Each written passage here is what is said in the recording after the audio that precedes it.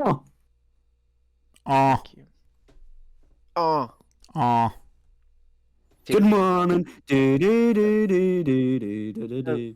We all need to do the same sound at once. I'm gonna count us in. And 5. I'm gonna go Are you going to count us in? on go. On go, right? 3, 2, 1, go. Oh. Ah. Oh. TD, what Why you have you, doing? you didn't do it at the same time? Come on. Look, my Wait, wait. Wi-Fi was cutting off. No. We're gonna keep doing this. We get it all together at once. Oh, this is bullying due to Wi-Fi issues. Mhm. Stop bullying, yeah? It's really not nice. Oh, I've just done something. Which celebrity said that famous quote? I know. But do you? Clark. Stop bullying. It's not nice. It's really not nice, yeah? That Stop sounds bullying, like a yeah. It's really not nice. Well, Ben just gave it a bit of a Scouse twist. No, it's... But we're testing Chris's knowledge of a specific internet period.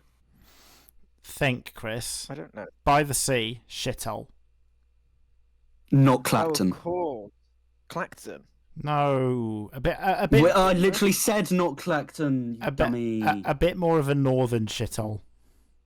Blackpool. Yeah. Yeah. It is. Right. The movement does have its origins in Blackpool. Yeah. The movement. Yeah, the movement. The movement, yeah. The movement. I'd say it's a more spiritual movement, personally. They pray to. Is this? They pray to Tic Tacs. Yeah. Yes. Yeah. Well, now I'm thinking of that guy who's like, my head does not look like a sorting Tic Tac. Oh, he is an enemy of the You're movement. on the right line. He is an enemy of the movement. Yeah, you're getting closer. Am I getting closer? So it's Blackpool. Yeah. Hey up. Welcome to Callum's Corner. Is it? Oh, it's fucking Little T. Yeah, you got it. Yeah. And with that, Took me a while to get there. hey up, and welcome to the Hen and Friends podcast. Oh God. I am This Hen, is an intro. and my friends for today are. I'm TD. Still feet on the ground. Haven't levitated. Haven't moved planets. Still existing. Do you have aspirations to do that? Nah. I like this planet. It's kind of cool. TD's colonial instincts are only for like the Earth. Dudes be like, I hate. Ha ha ha. Dudes be like, I hate this universe, my brother in Christ. You and the universe are one. Well, actually, I believe in the multiverse. So. Oh my God, is that like in Rick and Morty? Yeah, but you're not clever enough to watch that. Clearly, Is that like Rick and Morty? Have you seen the episode where he turns himself into a pickle? Like the scientific genius that is required to turn yourself into a pickle. You just don't understand because you don't actually have the IQ. Is that like Rick and Morty in Avengers Endgame? I can't believe you're getting those franchises mixed up. You're such a plebeian. So far, we've We don't only got even know. myself and TD. TD, exactly. I've been denied an intro again. Exactly. Yeah, no, because you tried to attack me with your stop this fucking oppression. New Zealand Stop this mentioned angle. oppression. Anyway, I'm here. I'm Clark. Still being oppressed. It's really hard being Clark. Did you go to the store to go get some milk? Did you? Yep. And did you buy that milk? I did. Chris strikes me as the type Wow. to get his milk as part of a weekly shop. Well, you see, it can't be that a bit hard being Clark. Well, I got my milk. And I brought it home. Went to put it in the fridge. Yeah. I waited for it to be nice and cold, so I could have a nice Yeah. cold glass of milk. And then I remembered, I poured myself that glass, Yeah. and it was there. And I looked at it and I thought, wait, I'm lactose intolerant. No milk for Oh. Clark. Milk. No milk for Damn. Clark.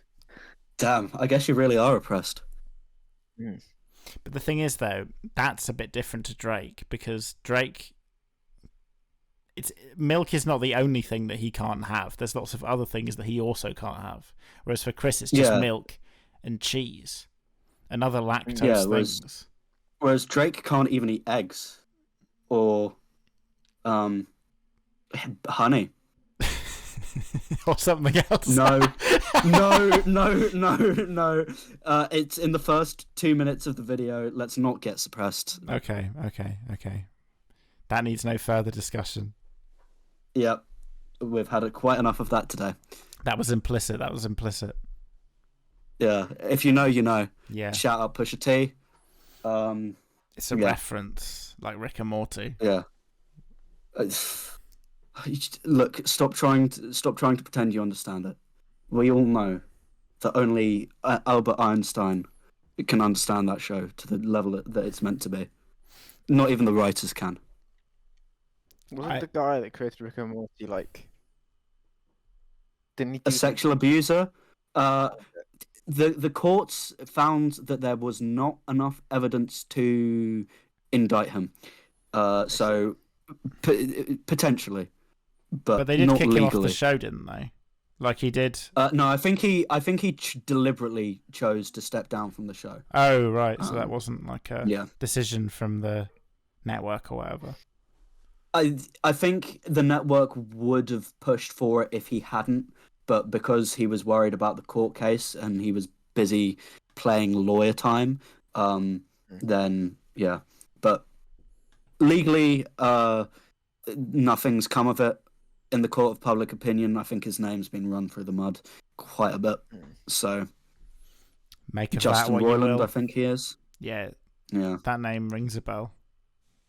Yeah, because I kept on thinking Dan Harmon, but I think he's the co-creator, and because he also did Community and a few other shows. Yeah. I see. Yep.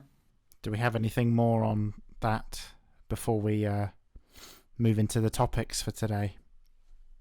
Let's move on to these topics. Yeah. Which topic do we want first out of the ones that we've lined up? Oh, hang on. I need to write the surprise topic on the phone.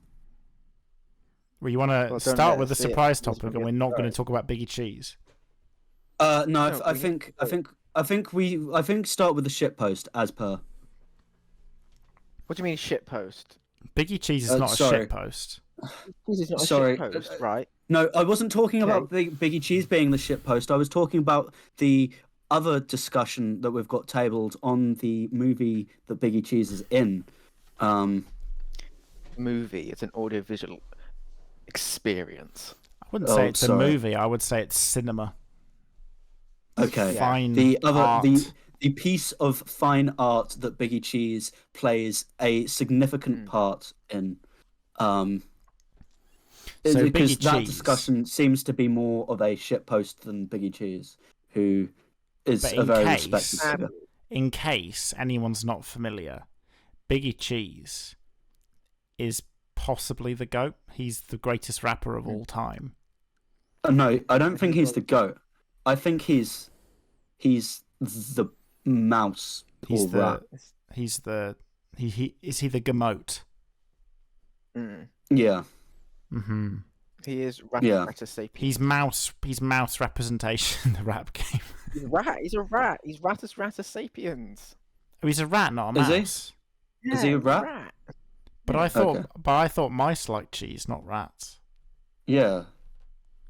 Well, according to hang on. His Wikipedia bio, he is Ratus Sapiens. Okay, he's a rat. But we need to. I think the reason we need to talk about Biggie Cheese. Okay, who would win, Biggie Cheese or the rat from Ratatouille, Remy?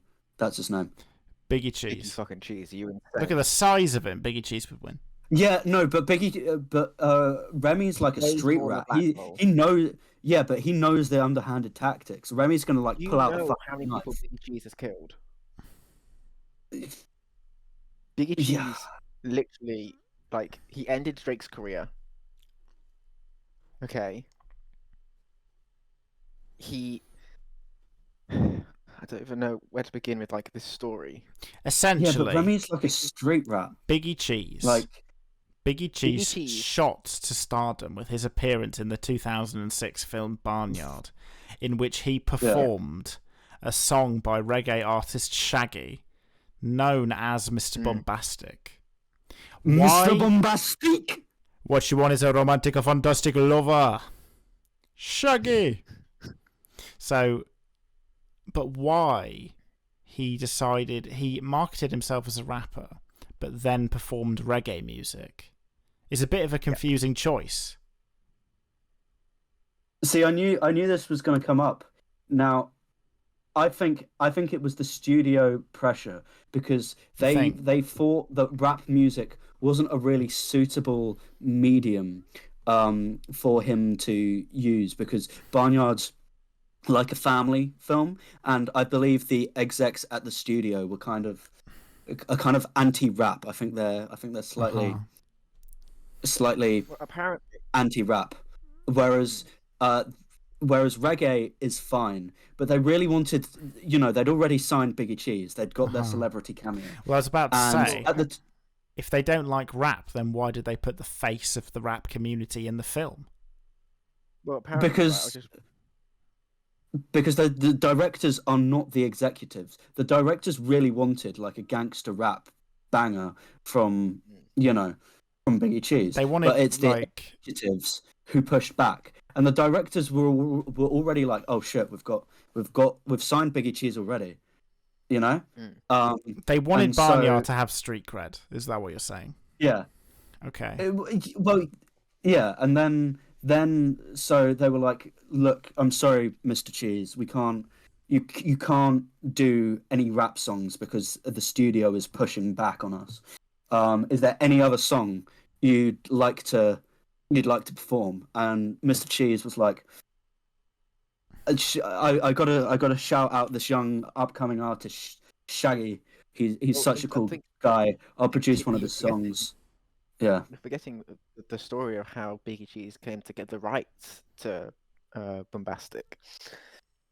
Explain. Because, of course, we're forgetting.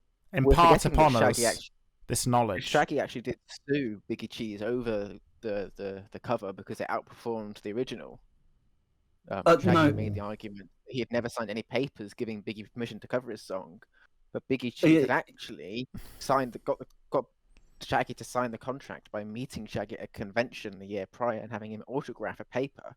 But the paper that Shaggy autographed was the agreement that gave Biggie Cheese the ownership rights to the song Bombastic. And of course, we mustn't forget that Shaggy was so shocked at that revelation in the court that he went into cardiac arrest and nearly died. Look, that's not a good time in their relationship. Like the drama that happened in 2004, after everything had like gone down and they'd recorded that bit from Barnyard, is like, that's kind of a sad point in both of their careers. Like, I'm glad they reconciled in 2010. And made out on stage live I think at Coachella. Shaggy, I think Shaggy was kind of instrumental in the music video for Biggie Cheese's first major album, Orphanage on Fire. Because, of course, in the music video for Orphanage on Fire, Biggie Cheese literally crashed a private jet into an orphanage, setting it on fire. And apparently that was one of Shaggy's sort of ideas that then Biggie ran with.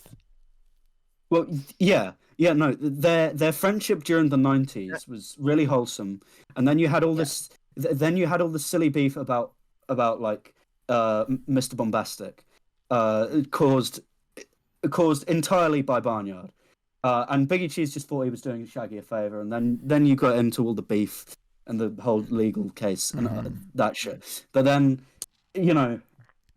I think you've got to look at where the relationship is today, and how everyone came together in the end.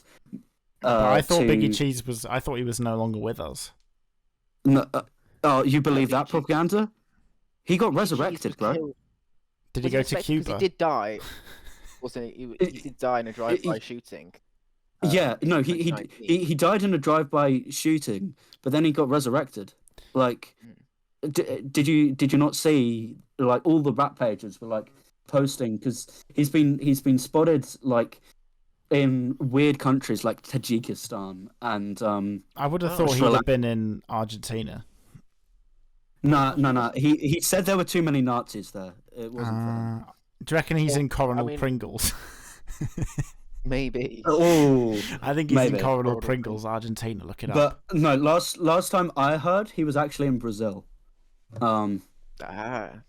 Makes sense. Yeah. Do you think Lula? Yeah. Do you think Lula had Well, we are. better policies towards Biggie Cheese than Bolsonaro? Bolsonaro, he's anti-animal. You He think? was scared that the COVID vaccine was going to turn him into a alligator, which is, like that's that. The fact that he was scared that it would turn him into an alligator instead of just accepting becoming an alligator, I think is telling. It's a bit animal really. phobic, isn't it? Yeah. Whereas Lula, he was like, "Oh, Biggie Cheese, absolute legend. Come back. Come to Brazil. You're going to Brazil, Biggie Cheese." Please perform in Brazil.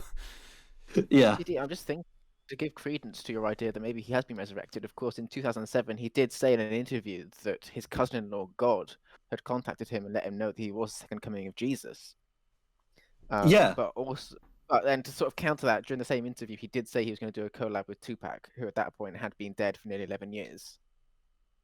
Now, you see, I think he was because he was hired. he was clearly there referencing Tupac's hologram that performed at Coachella in 2011, the year after that him and Shaggy reconciled. Like that's he was clearly foreshadowing that because he performed in 2010 and then Tupac hologram performed in 2011. And do you know who was one of the big minds behind the Tupac hologram? None other than Biggie Cheese. That's insane. So in a way, he I did believe it. produce a collab with Tupac. But do you also think that, like, do you not think that Biggie Cheese had some of his own motivations? He had some secret, ulterior motives going on. Well, I think Biggie Cheese was trying to sort of reconcile himself with the public after the whole blowing up Malaysia tour incident, where he was on tour in Malaysia. Malaysia flight MH, whatever. No, yeah. He would just blow up the venue he was performing at, severely wounding, if not killing, all the attendees. Why did he do no, that? That wasn't him. Did he just feel like it? That wasn't. He was just high as fuck. No, that wasn't him. That was the Malaysian authorities not give him the death sentence for smuggling. He was banned from traveling to and anywhere within Malaysia. Was he on a no? Yeah, but that... Did he join Alvin and the Chipmunks on being on a no-fly list? They were also he joined them on the no-fly list, but they were also like the openers for Biggie Cheese sometimes because he felt quite strongly about giving fellow rodents animal voices. It's animal solidarity. Exactly. Yeah. No, you see that the incident in Malaysia, that wasn't actually him. Do you think that they had what you don't understand about the Malaysia incident is the fact that Tony the Tiger was actually backstage. And Tony the Tiger, obviously, he's a really jealous guy. Like he sees another animal with more fame than him. He's a hating ass. Especially a prey absolute animal. hating ass. Yeah. The destruction of the stadium in Malaysia, it was not Biggie Cheese. Biggie Cheese, yes, he brought all the fireworks there, but he was going to put on a really amazing, like, world-class fireworks display. But Tony the Tiger actually set those fireworks off in the stadium, and that's what blew it up. But because Tony the Tiger, he's got those CIA connections. Do you think that he managed to frame Biggie Cheese, and that's why Biggie Cheese left America. Like he obviously had to die in 2019. Do you think that Biggie Cheese would have ever considered working with Uncle Ian? Nah. Maybe. I think maybe Uncle Ian might have been like a future manager maybe for when Biggie Cheese. Yeah, I feel like seeing that, it went badly with the Chipmunks, maybe Biggie Cheese tried to tie the knot there. It would make sense to me. I think his relationship with Uncle Ian, like he's done with every single American ever to exist. He's chilling in Brazil. He loves Brazil. Uncle Ian is American. Uncle Ian he's not American? is eternal. He's like a celestial being. Yeah, but he currently identifies as an American. He currently identifies as an American. You think he's beyond nationality? He is. He's beyond really like the scope of human, comprehension. Uncle Ian created the universe. Uncle Ian was the Big Bang. No, official fact checkers say this is false. Come on, man. Look, there's the solid solid state theory. There's the There's the solid state drive theory. There's the solid state drive. This is driving me crazy. There's the Uncle Ian theory. I've heard them all before. Yeah, but we all know who really created the universe, don't we? Do we? The public don't need to know. The public, yeah, but we do. Yeah, we know. We know. Yeah, we know. Do your own research. If you want to know the truth, that's our Patreon. Rip your heads off and suck your own guts out. Yeah. And that's all we'll be saying on that. Our Patreon, you can access our exclusive episode where we discuss the origins of the universe. All I'm saying is, do your own research. Rip your heads off and suck your guts out. Don't believe the propaganda that is BBC News. Rip your heads off and suck your guts out. CNN, that's Hillary Clinton, Hunter Biden's laptop. Oh, chemtrails. Damn. Putin. Biggie Cheese. Oops. J. Cole. Now to tie this. And finally, Tupac. Yeah. Tupac. Yeah. Because where can you ever get a 2-pack of something? Never. Walmart. But Walmart is American. So Uncle Ian must be from the US. Yeah. See, exactly. He might have existed for a while.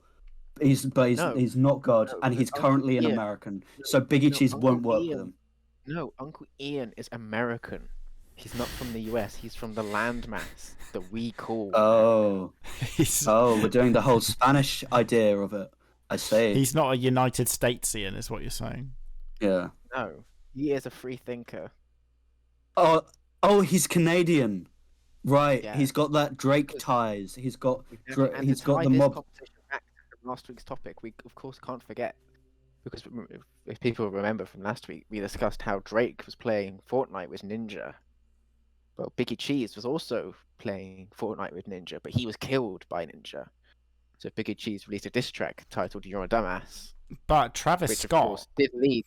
It did lead to Ninja trying to commit suicide over 13 times and leading down a long road of drug abuse. Travis Biggie Scott Cheese really ended Ninja's career.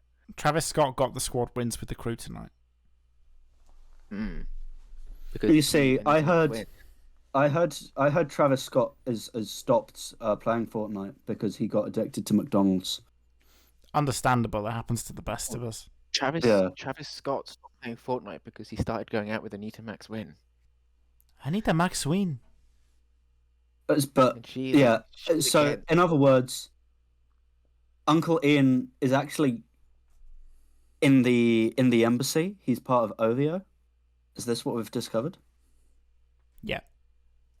Okay. Uncle Ian is the lizard people. Why do you think I mentioned Hillary Clinton?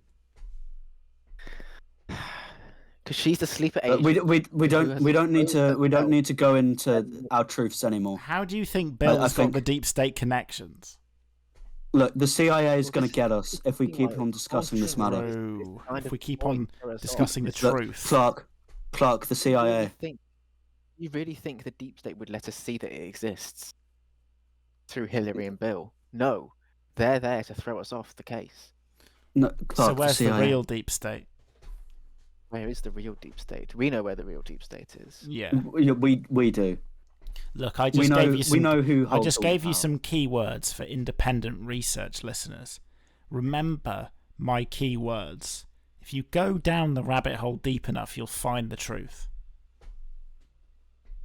Did you give them the keywords, or did I give them the keywords? Because I'm pretty sure mine were. I think mine were more. I think we both gave them the keywords. Yeah. They can. Do you know what? They can make their own mind up about that. Yeah. And I think that's all that needs to be said on the matter. Okay, so are we Last thing moving we back did- to the general discussion of Barnyard? I see just one last thing somewhere. about Biggie Cheese, please. Oh yeah, I think last week we discussed quite extensively the Drake and Kendrick feud. We must, of course, remember that Drake released the song Cheesy Beats, a tribute to Biggie Cheese. Can we get off Biggie Cheese even now? Though even though it may have been made in good taste, many of those lyrics, they were seen as a bit controversial, weren't they? Because it was seen as, and it led to a bit of like a hate campaign. The only thing I want to say about Barnyard is, why did they give a male cow udders? Now I think this is actually an interesting point, because either it's because the artists were brain dead, or which is plausible. Or were they trying to promote a sense of a disconnect between, what you are and what you have? Mm-hmm. Now, I have seen a Tumblr post on this matter, and I know that is generally a cesspit that we, as intellectuals, do not even spoil our ears by mentioning. But I think that this one post did have a particular enlightening stance, and it was because you'd rather see udders than a massive cow dick flapping around in your 2000s kids movie. But they could have just chosen to not give them anything. Why do they choose to give them udders? They could have just given them horns. They could have taken influence from the design of the Sonic universe. Exactly, because as we discussed last week, those guys are hung. You don't see it. And most anthropomorphic animals, you cannot see the crown jewels.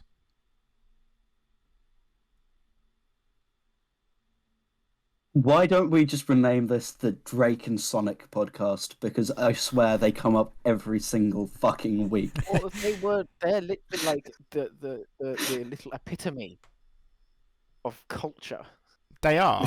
There are few things that matter more to culture than Drake and Sonic. And Biggie Cheese. And Biggie Cheese, exactly. Those three characters, Biggie Cheese, Drake, Sonic. Do you remember there's the evil fox in Barnyard? Do you remember the evil fox? Isn't he? I will be honest, I have not seen Barnyard since. I've seen it. I was You've 8. Never seen Barnyard TV because you're a fake fan. No, we watched it in school. I was 8. Sorry. So what you're saying, you were 8 when you were first exposed to Biggie Cheese? Yeah. Your first exposure to the hip-hop genre. That's turned you into the enthusiast you are now. From seeing Biggie Cheese for the first time. Yeah.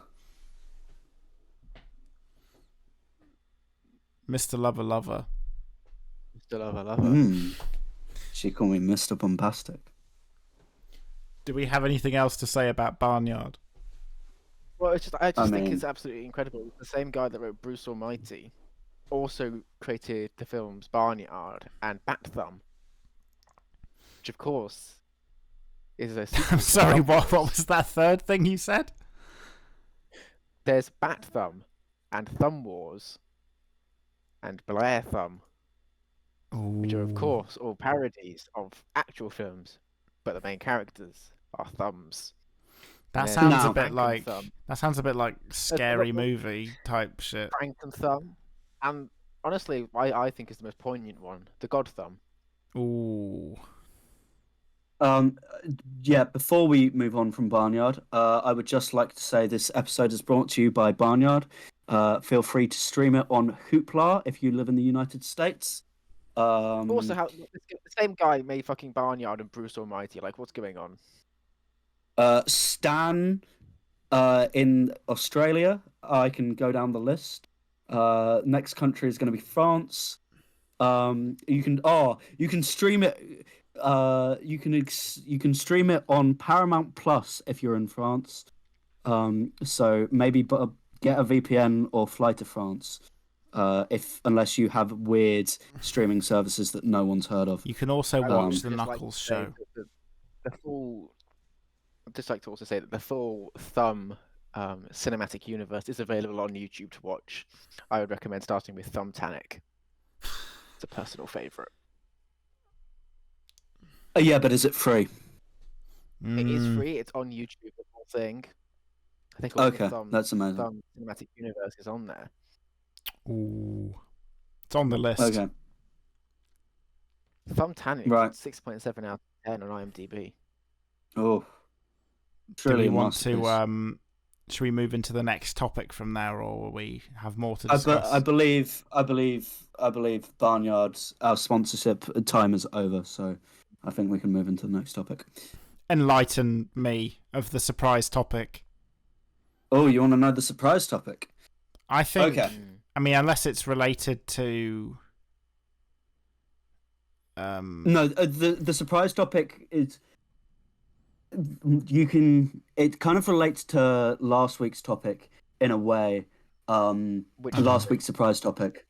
Right. Because I've been thinking about social media and politics in general recently, and I think I was discussing with one of my flatmates. Social media has very much exacerbated the polarization that's currently occurring. Because the social media algorithms are designed to get more clicks, right? So all the regular opinions, the more tame takes that no one really cares about because they're what lots of people think, and they're normal, as it were. They don't, social media algorithms don't push them because they don't have as much interaction. They don't have anything big driving them. They don't create the engagement.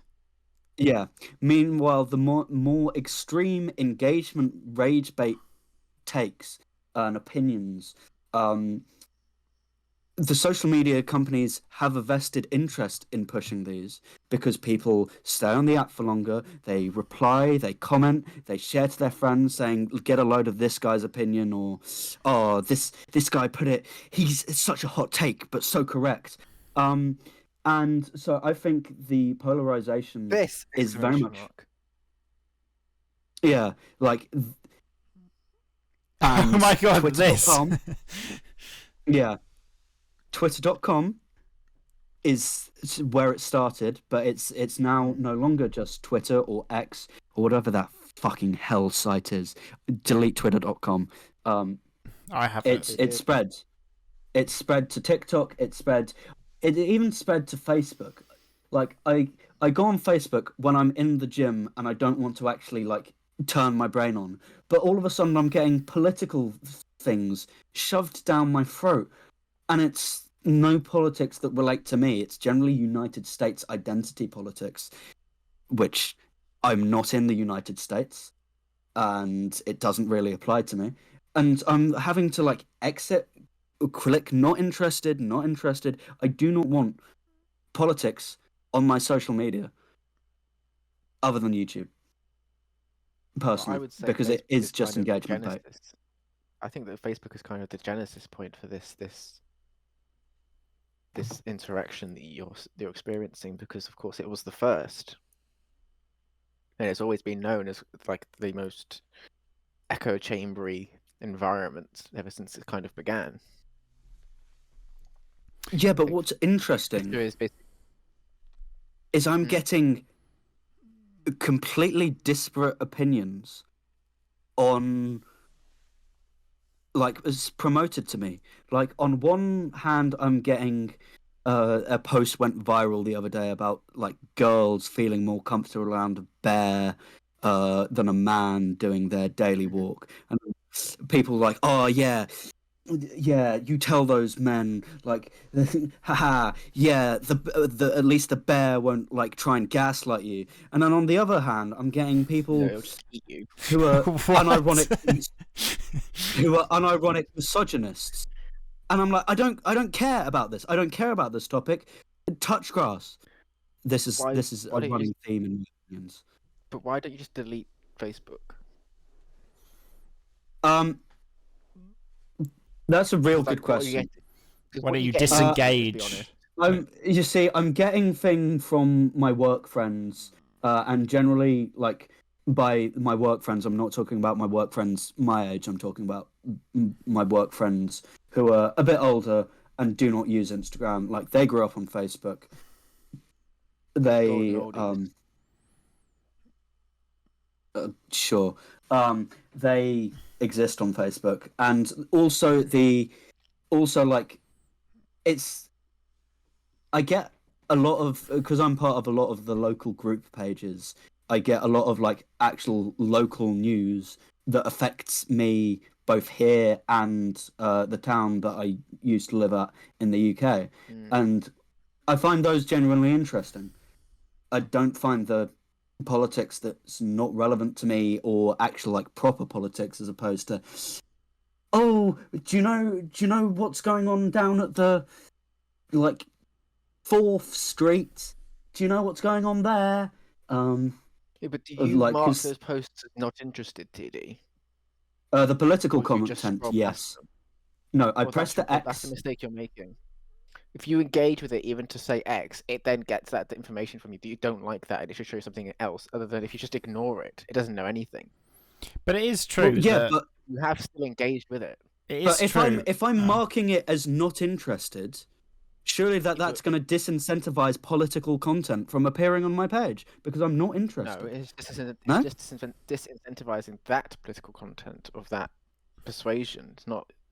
You're making an assumption that the algorithm is not, which is that you're saying you're not interested in political content as a whole. But as far as it's concerned, you're only not interested in that, in the metadata tags that are associated with that post. If the tags I are guess. But it is true that anti-abortion, on social media, guns, there's going to be a promotion of very loud things that create the most engagement possible to keep you on the site. And are the most divisive. Yeah, and I think again that is part of the problem with a lot of the discourse now. Is it goes back into what we were saying last week about people being a lot more humanized in real life versus people sharing loud opinions on a screen, and yeah, people do tend to treat people on those sites with a lot more contempt than they would in real life, and they tend to be a lot more uncompromising, I find. Yes. Yeah. But I don't think it helps that so much of the content on these sites is basically just bot content. Yeah, that's part of the problem. Yeah, people are less inclined to be more forgiving with content when they think, oh, it's just a bot, I can literally just be as abusive as I want towards it. Yeah. Yeah. But my kind of thought process is, well, how do we fix this problem? Do we ban politics off every platform? Well, that's not possible. No, it's not possible.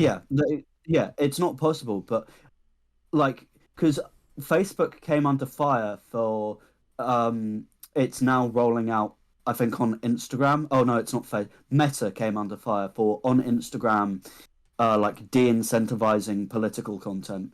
And I was like, no, please do de-incentivize political content. I don't want my entire life to be filled with politics. I want to choose how and when I engage with it. So let me get this straight. Like, politics aren't something that you would ever want to see on social media. No. But I don't want it forced down my throat, and I don't want the most extreme opinions to be the most promoted because they get the most engagement. But I feel like, you can only filter certain opinions through an algorithm so much. Like, it is at the end of the day going to try and feed you things that it thinks that you might be interested in. That's what it's going to sort of feed you. And which is like, I wouldn't deny that I like solution. Like social media is one of the primary arenas that politics is debated in. So therefore, it interests me to be up to date with the discourse that's going on social media personally, because then you're up to date with what's going on in the culture. And but I don't want go on like XFZ2 Jeff 62's opinion on like that's either far right or far left. That no one, it's never seriously going to happen, but it just, if it's far left, then he'll get all the like far left people rallying around him, and then you'll get everyone on the right being, this is what the left thinks of today. Can you believe it? I can't believe that this is what people are thinking nowadays. We need to stop. This is why conservative values mean, because no one's seriously thinking that, other than the like 4 or 5 fanboys who are crowding around this person saying, yeah, yeah, yeah. And it's the same for vice versa. It's like, it needs to be moderated to the point where Jeff XS62 or whatever, his opinion is deprioritized just because it's getting lots of clicks, rage clicks, or like... Isn't that counterintuitive to how their business would operate? Why are they? Yes. That's like we're not gonna... Yeah. That's what I'm saying. There needs to be some kind of regulation or something that moderates these like stupid opinions that are there for like rage clicks, or if they are genuine, like are clearly not the majority viewpoint, or are very polarized or extreme. But then where do you go with that? Because then people could make the argument of, oh, you're censoring certain opinions or whatever. Yeah, this is the stand. That's the tricky. That's a tough hill to die on, I think. Yeah, because it opens the way up to everyone claiming slippery slope on every side. But I think there does need to be some action about it, because it's not helping polarization, and polarization is not good in any political system other than maybe a unipolar system, blah blah blah, dictatorship bad. Yeah. I mean, I think the internet has certainly, like, if it's done anything, it's made certain camps a lot more ideologically conformist, because they're constantly interacting on social media. They're all getting the same talking points. For example, maybe in the past, a conservative from one part of one country might be different from a conservative in a different part of the same country. Yeah. But now, because of, a lot of that discourse happening on social media, people can be influenced by people from all over their country and even the world. So, again, with the polarization, these people are drifting further together on one camp, but further apart on another. So we just got these two groups that dislike each other and are refusing to engage with each other in any meaningful way. Yeah. The Overton window is widening. I don't disagree. It's not a good thing. I'm very much interested in trying to reverse this, but I'm genuinely not sure exactly how to. I haven't done that much research into it, but I'm just coming up with... I'm identifying the problems, which I guess is stage one. I mean, but you saying that people behave very differently in real life to social media speaks volumes, doesn't it? Yeah. Yeah. I think it does. But I think the behavior in the voting booth is what matters, and I think they behave more similar on social media in the voting booth to how they would in a like face-to-face confrontation, because the voting booth's just as anonymous as social media. Well, I'm not sure though, because it's, for example, it's more of a, it's not an easy thing to, like, for example, vote for an extreme party in the voting booth. Like, I think a lot of people, just to prevent like vote splitting, wouldn't do that, even if they're, left or right of the party that they're going to vote. I'm not sure that's the case. Well, no, I'm mainly thinking about like a particular orange man in a particular United States of America, because in 2016 there were other options. He wasn't like he is now, the massive front runner. There was Jeb Bush, and there was Jeb. Yeah, they denied Jeb. Yeah, please clap. Please clap.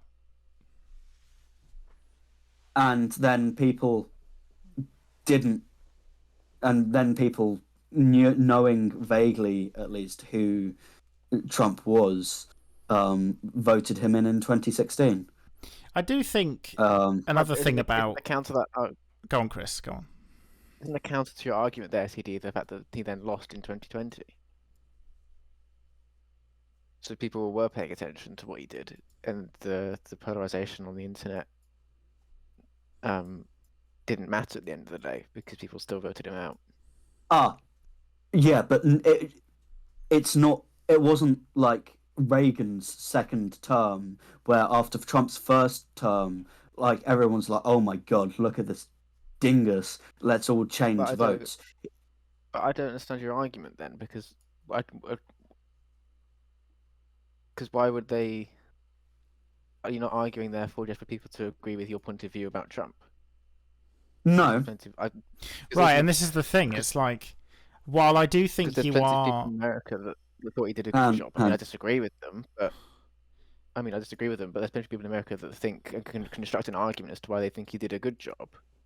Yes, but you've also got the polarized QAnon war lobbyists, effectively, and you've got the generated cult of whatever, and these people will generally be quite insular and not interact with people face to face unless they agree on these opinions. At least that's how it's been presented in the media I've consumed. That's the same on the extreme side of the left as well, in that they won't argue with people that go against their opinion. I don't think it's a uniquely left or right issue. Oh, I'm not saying that. I'm saying the polarization is to the point where you do have these insular communities, where they won't interact with people. To an extent, doesn't everyone do that? Doesn't everyone kind of form communities around people that have, views that can, I guess, bisect with each other? You're not going to form a meaningful relationship with someone that has completely different values to you. People do form communities based on overlapping values. That is something that just sort of happens, and it's kind of an understandable phenomenon. I think there's a certain tolerance people have for disagreement with others that means that they can still be friends. And then if you've got views that diverge too far past that, it's kind of like, well, we just can't be friends because we don't agree on these things. Social groups can have a constellation of different views, right? And a couple of these stars in the constellation can diverge a little bit, but they can't diverge too far, or else, there's just going to be some fundamental value clashes going on there. Yeah. An anarcho-communist is never going to be friends with a MAGA Trump supporter. The value clash is just too great. There's no way that they could, meet in the... they'd have to meet too far in the middle to be friends. And I think... Yeah, and this is what I'm saying with the polarization, is that while people might actually be pleasant enough on the surface, they won't form communities with them. Whereas previously, I think they would, because their opinions were not so divergent. You could still in Bush versus Gore, you could still imagine quite a deeply held Bush believer getting along with a quite deeply held Gore believer, right? But present day, a deep Trumpist would not get along with a deep Bidenist. Do you even get a deep Bidenist? A deep Democrat will go with. Yeah, I mean, yeah. Well, you are right that basically the centre right in America is like dead. Yeah, you are. You have got a point there, but I don't know. It's difficult to say. It's not. It's not preferable to people to form friendships though with people that have different values to them. Like it's something that people can sometimes reconcile, but it's never a preferable thing, is it? I feel like this is quite a uniquely American issue, though, in that you don't see the same level of polarization here. That's for sure, because there's still a lot of cooperation that goes on between the major parties, in a way that doesn't happen in America. You know, we don't get the same animosity shown between the different sides. We do still get animosity, though. I think it's not nearly to the same like degree. No. Like, I think it's not you haven't quite. got MTG going around. Yeah, it's not quite the same. If you found a deep Corbynite and a deep Boris head, I think you would. I think it would be quite difficult for those two to say anything pleasant to each other. No, well, I think Boris was a bad example because Boris is quite a bizarre version of right wing, where he was also very much in favor of big state spending, especially for infrastructure. I see what you mean. Yeah, okay, a deep Corbynite and a deep Sunak head. Thatcher. Yeah, or a Thatcherite. Like I don't think. Whereas I think but those are two quite far. A Miliband and a Cameronite would. But you're right in that could still befriend each other. But you're right in that 5 years ago. You know, people form friendships on things that you have in common with other people. And politics can be a really big dividing factor. And, you know, I think for most people, if it divides too far, then it's kind of understandable that you're not going to want to form a relationship with someone like that. And with social media, I think you are talking about a real phenomenon, but I'm just not sure what we can really do about it. Like, there's always going to be loud voices on social media, and it's kind of a difficult thing to deal with. Like, I feel like that's just kind of the nature of the platform.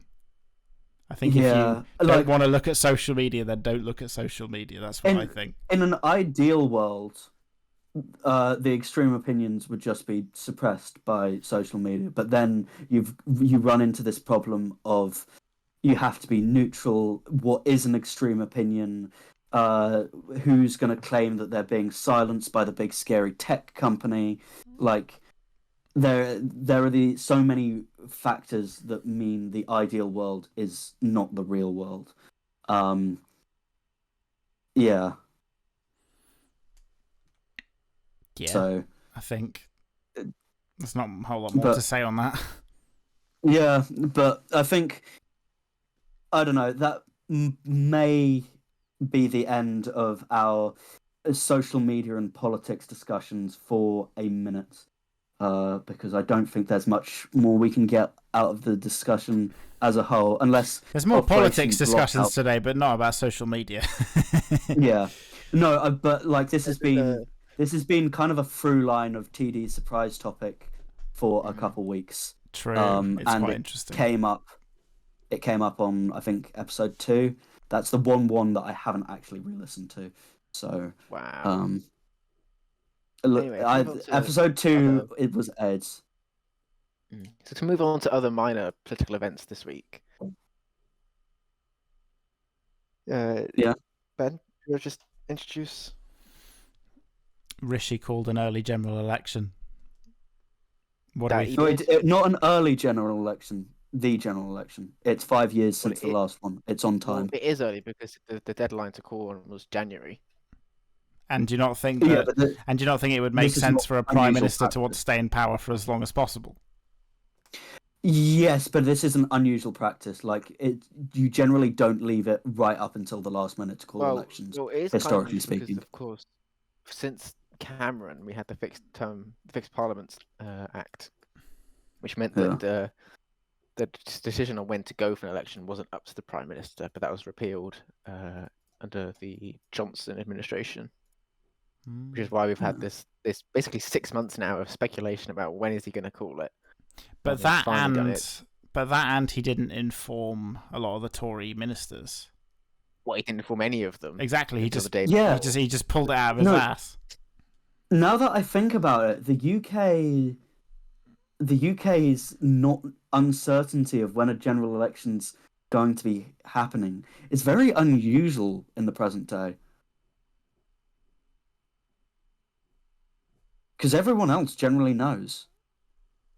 Is it like fixed like the Americans know? Yeah, the Americans, they always have the second week of whatever, and like generally they'll announce. The UK is what he's announced less than 2 months in advance. It's 6 weeks, which is the typical sort of general election period. But the thing is it keeps you on your toes. But at the end of the day, we do know when it has to be. It's not like we don't know whenever it's going to be. Like, it could literally be whenever. We know when it had to be. It's just he can call it beforehand if he wants. We knew it was going to happen within the next. If it wasn't going to happen in the summer, we knew it was going to happen in the autumn. Yeah. I mean, I can't remember whether we discussed this on or off cast, but I called it very much correctly in that I said it's either going to be before November or after December. But the interesting discussion is, why do we think he called it now? Like, why? Vibes. I've heard some things I've heard is that he was thinking that it would be a bit of a shock to Reform UK, so they wouldn't have time to sort of mobilise themselves. So he just thought to himself, oh, well, now I can get the most votes I can possible if I don't give Reform the opportunity to organise themselves, and they'll run less MPs, and I won't lose votes, to the right of the Conservatives, because he's been trying. Because he's been trying to appeal to the right in his sort of later premiership. The biggest problem is that the Conservatives, for the first time in a good while, are losing votes to two in both directions. They're losing centrist votes to the Lib Dems, and they're losing more right-wing votes to Reform UK. So they're getting squeezed in this gap, which is why they're suffering so badly in the polls. So he took thought that 11 or 13% that Reform has and gave that back to the Conservatives. They're not quite as far behind from Labour as they are in the polls. They're losing. Are we seriously considering Reform UK a big and scary threat to the Conservatives? Not so much a bigger. Well, I mean, now not a big threat, but they're certainly going to siphon votes off of him. That's for sure. Yeah, they're currently polling at around 13% Reform UK, so it's not like a small force. No, because they basically captured the right wing, wing of the party, of the Tory party. Why do you think he spent his premiership trying to appeal to the right? He's trying to siphon as much as he can off of them. It makes sense. I honestly don't see Reform UK as credible in any way. Ever since Brexit, the far right of British politics has floundered, and it doesn't really have an identity of where to go. The only thing that they can do is moan about immigrants now, and because Brexit's happened. I think that people like you are writing off Reform as like a far right party, which they're kind of not, in the sense that they kind of don't have any sort of alignment, because they take some views that are quite right wing, but there's other ones they take that are quite left wing. There's sort of like they're not fixed down by a left or right position, which is kind of the problem that the Tories have been having. It's not like this is a far right party, we can write these policies off as as far right. Some of them are not quite as far from common consensus as other parties are, so that it's difficult to sort of alienate them in that way. But would you say Reform UK is trying to capitalize on the more socially conservative but fiscally liberal side of like the Labour politics, the Labour voter base as well, like the red wall that Boris managed to win over because they didn't like it's entirely Corbyn. focused on the red wall because they've got things like they're against immigration. They want a what's it called, like a one in one out policy, but at the same time they want to deal with the university student loan debt. Those are two things that are very different on the political compass. I think it's the like why they have... to me a lot of their base is the kind of stuff that the Conservative government sort of neglect. The kind of things that they neglect, they want to speak to people that feel a bit alienated by that, and that's where they get their votes from. But so in a way, it's counterculture, I guess. But I would say that they still do appeal to that sort of right-wing populist base.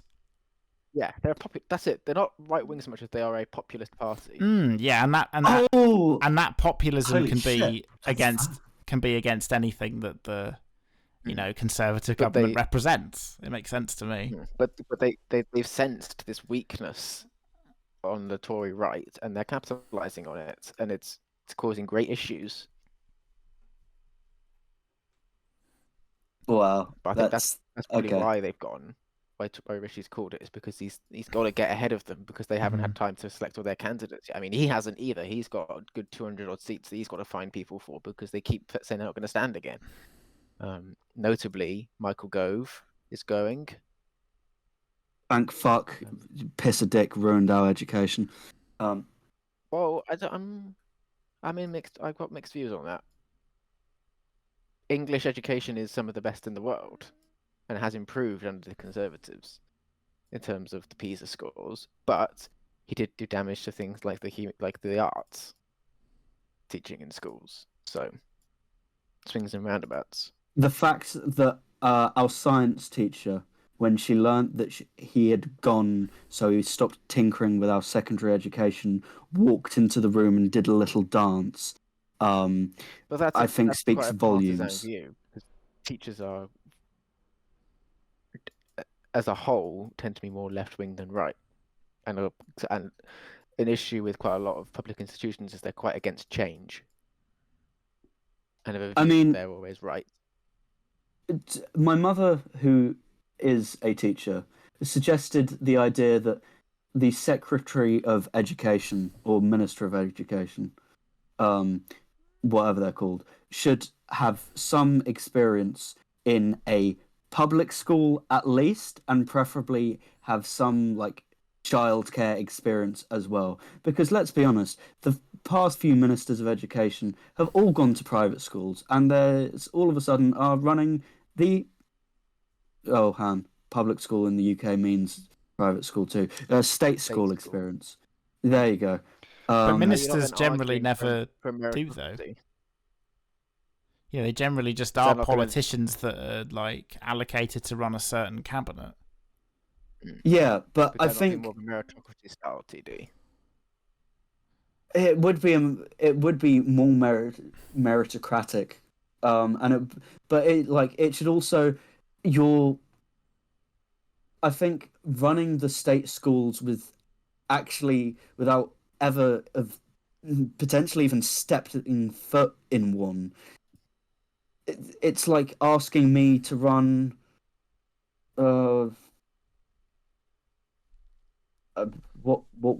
asking me to run like a go-kart place. It's like I have no idea about anything to do with this.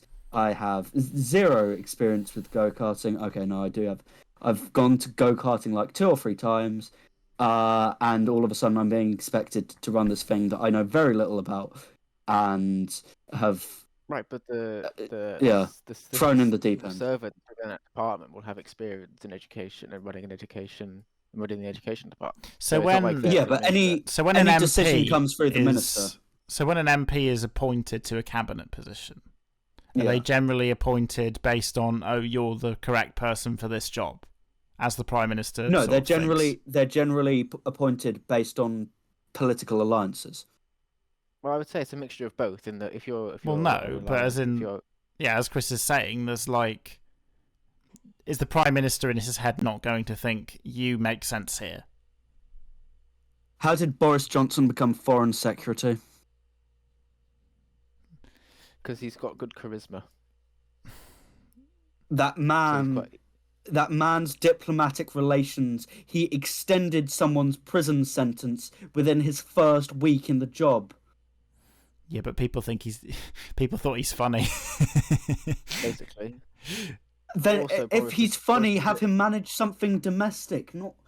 Right, but Boris was kind of put in there because she had no choice, in that she had to have him inside the tent in a high enough position that he wouldn't just constantly undermine her. I mean, it turns out that actually he would just undermine her anyway. Mm-hmm.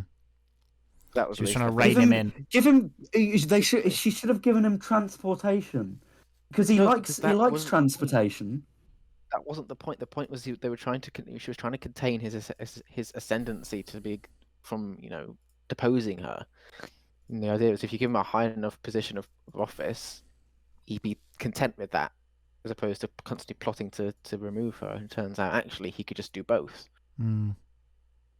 Yeah, and you end up with a shit Prime Minister and a shit Foreign Secretary. Hey, I mean, like, what you think of the guy that appoints the people to the cabinet positions is irrelevant. In the Prime Minister's head, he is appointing people based on who he thinks for him. You can have woman Prime Ministers. Okay, well, we currently have a male. The Prime Minister appoints. We're using inclusive language here. The Prime Minister appoints people to cabinet positions based on who they think is right for that role in their head and who they have a vested interest in putting there. They're obviously going to have political motivations for doing that. Would be ridiculous to say otherwise. But they do also want the people to do a good job, because otherwise the person who gets the blame for it is them at the end of the day. It reflects on them. Put in complete muppets. But you're right in that they're not going to appoint people that aren't in their good graces. You have got a point there. Yeah, I would argue though that having it be more based on merit than based off political alliances is kind of useful. But the problem with that is because as a citizen of a country, you want to see it do well, and you'd rather people who could make your country excel be placed in positions rather than he's my mate, I'm gonna give him a good job, But the thing is, maybe then are we placing very high expectations on the kind of people that are going to be put in certain positions, and that this person has to be an MP, this person has to be a successful enough politician to be in the good graces of the Prime Minister, and then Cameron's not an MP, and then be put in a no, he's a member of the Lords. Yeah, well, he's a representative of whatever. But I think the general consensus with Cameron is he actually is being very effective as a foreign minister. Yeah, no, it was sad the fact that I was celebrating his return because I knew that there was someone who wasn't actually going to fuck everything up. Because say what you want about Cameron, but he knows how to actually do things. Boris. But then it's like there's very high expectations being put on cabinet ministers there. That's a lot of requirements that you're putting on them there, is my only problem with that. But also you're making an assumption that a teacher will do a better job of managing the Department of Education than perhaps people that have spent their whole lives trying to manage education. There's no... I didn't necessarily say a teacher. I said someone who has at least some state school experience. Like, I would say that someone who has been to a state school on more than an occasional visit round the constituency to try and promote yourself would be more familiar and do a better job understanding and managing the state schools than someone who went to public or private school who like never had any interaction with like childcare or anything like that, and whose kids all go to public or private school if they have kids. Like, you're putting someone with no knowledge of that system into that system and expecting them to be good at it. Yes, they can receive all the advice in the world, but advice will not match actual hands-on experience. But is this not kind of just an inherent issue with the kind of people that become politicians? They are sort of inherently elite. And, you know, like the kind of people that are going to be successful politicians will generally be private school educated on both sides of the political spectrum. It's kind of more of a general issue with the kinds of people that are becoming politicians rather than for these specific roles. Maybe so. And I would say that is a problem that needs addressing too. I don't disagree with that, but it's like if private educated people are the kind of people that become politicians, then there's not a whole lot you can really do about it, is there? Yeah, which is why I'm suggesting smaller steps to making sure that privately educated people need to have some experience with the state school before managing every single state school nationwide. Yeah, the problem with that is, like, again, I'm not sure where you go with that, because if you're I'm the Conservative Prime Minister, right, and I win. Okay, you're Rishi. I'm Rishi. You're Rishi today, and I win the election. Hi, Rishi. And I want to appoint people to my cabinet to run the country that, you know, people have voted for my policies on all sorts of different things. Yeah. And I want people that are going to represent my policies in my cabinet. Yeah. That's going to be more important to you as a politician than, oh, this person has X experience in X. You know what I mean? You want people that will carry out your political will. Yeah. So I feel like it's just a bit of an untenable thing. Like, what are you advocating for? This being put into law? Would never work legally. I think precedent to beginning to be set that some consideration goes into who you put where before some merit-based consideration goes in before political consideration. But everyone has their own idea on what merit is.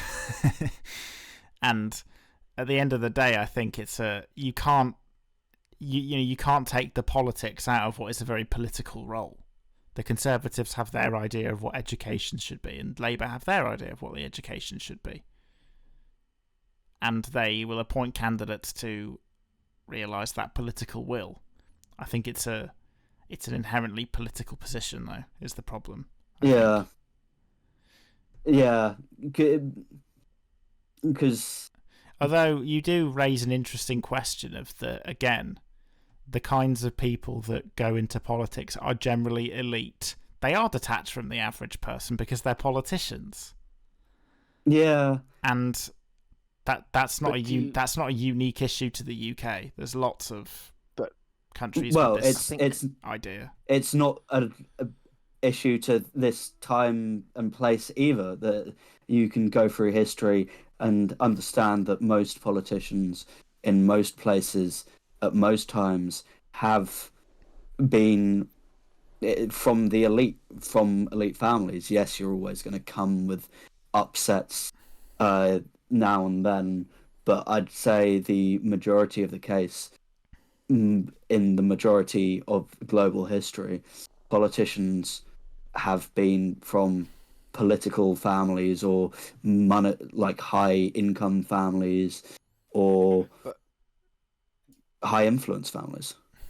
But I think the current situation is kind of a symptom of the way that we treat politicians. In that, why, if I am I've got a plum job in the private sector and I'm earning 150K and I'm like an expert on some specific field, what incentive is there for me to leave that role and go into politics where the pay is half as good, the job is uncertain, every 5 years you might lose your job. Mm-hmm. So the structure of politics kind of drives people that are really specialized and professionals in these roles away from it, because there's no incentive for them to ever want to actually. I wouldn't say that. I wouldn't say there's no incentive. Or less incentive then, because the private sector is easier and more comfortable. I think you get both people who want power and influence and people who believe that they genuinely could better society by entering politics. You also have the standard political elite, which is, I guess, a mixture of the two. But we'll write those off as a class. We'll look at people who've like entered politics later in life. Like, it's not an unheard of like career progression to like have been a lawyer or like another high, like, not, or a judge or something, and then gone into politics. But also, like, university education, it's a very political environment, and you can see how people with a lot of high education go into politics more frequently because there's just much more exposure to that arena of discourse. I think your average person, Oxford Union, your average person does have political dispositions, but they often don't, think, oh, I'm going to directly influence it or anything like that. I don't think people have that drive for a lot. Sure, underdogs exist. Everyone likes an underdog, but there's not much you can do about political elitism, I think. These are just the kinds of people that go into politics. What are you going to do about it? Interacting with the people from like my workplace who some of them had higher education degrees and stuff, but quite a few didn't. There was it's not that they didn't care about politics. It's just that it wasn't. They had other priorities that meant more to them than politics, and like I totally get it. And the setting that we were working at was not inherently political. And yeah, contrasting them with the people who I'm interacting here with at university, it's very two different stretches of life. Because I'd say the people who I'm friends with at university, I wouldn't say we always talk about politics, but it comes up like once every other day at least, and that's without like stuff that they share on social media. But I'm not saying that everyone that goes to university is necessarily political, because in every environment you just get people who aren't interested in politics, and that's fair enough. If it's not something that moves you in any way or you feel it very strongly about, I can respect that. And I think it's quite annoying when people try and almost demean people for not having an interest in politics. Like, there are just some people where it doesn't interest them, and that's fine. I understand that. Yeah. I do think going back to my topic of forced activism last week. Yeah. Like, if people don't care, they shouldn't be forced to have an opinion. It's certainly I a would recommend privilege, voting though. at least. But well, even if you don't vote because you don't feel that strongly about it, you know, and then what are you going to do? I don't like shaming people into voting, and I've seen a lot of that on social media recently, and it annoys me. I don't like it. Because obviously in Australia, it's you legally have to vote, you get fined. Mm-hmm. Yeah, and that seems very top down and like silly. I don't like that. Forced political participation. Exactly. It should always be bottom up, I think, rather than top down. And I'm just not a fan of that. I had another point just now and I've forgotten it. Well, okay.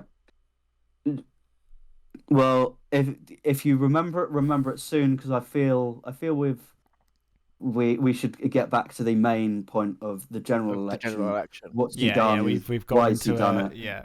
Oh. Another thing I heard. Can I sort of start from here? Yeah. Another thing I heard is that, you know, maybe he's just fed up and he wants out. Well, there's a running conspiracy theory that he's actually called it for now so that his girls can get into American school before the term starts. Ooh. Because, of course, the rumor is that Rishi is going to move to California. But also, like, I've heard people say maybe he just, But you know what, Chris? That's not unplausible. People think that... It's not unplausible. Because he's as unpopular as he is, maybe he just wants to get it over with, wants to let the Labour landslide happen, and wants to wipe his hands clean. That's another theory that I've heard. And take an L and move on. Yeah, it's not uncompelling. Well, this is the thing, right? So one of his key parts of his legacy that he wants to have is to have the smoking ban. That's great fun. That's really fun. But that's not. But that was supposed to be one of his legacy acts was become the prime minister. Smoke-free generation. Smoking. Exactly, but that bill wasn't included in the wash-up, so it's dead. It never passed, and it wasn't. So the last day of Parliament before it's dissolved is called the wash-up, and it's when bills that both parties agree on are essentially just fast-tracked through before the Parliament dissolves. Because when Parliament is dissolved, any bills that were standing waiting to be voted on are just dropped. They're dead. And I've heard about this because you've had a lot of crazy bills just thrown through when there's just been a rush to rush through them. Well, unless both parties agree on them, they won't happen. So it tends to be quite, simple bills, basic stuff. Yeah. So both parties agree on the concept of the smoking ban, but it was never proposed as one of the bills to get pushed through in this wash-up. So it's dead. That part of his legacy is not going to happen unless the Labour Party picks it back up, or whoever wins the election. Which I feel like they won't. They may do because they supported it, this version of the bill. So it depends. But from a point of view of being his legacy, it's not happening because it won't be attached to him. So you think he could want to wipe his hands clean? You never know. This is assuming that the Conservatives lose the election. Which is not a given. No, a lot of people treat it like it's a given. It's not a given. No. It's not given by any means. I just think the current trend is looking like they will lose simply because they just were caught unaware, caught off guard by their own prime minister, and his PR. Since then has not been fantastic. I mean, the announcement was just farcical. Yeah, it was hilarious. Yeah, the downpour.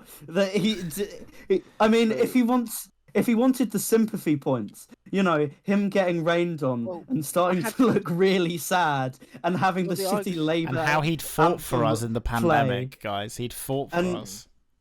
And how a good way to start a pity party campaign.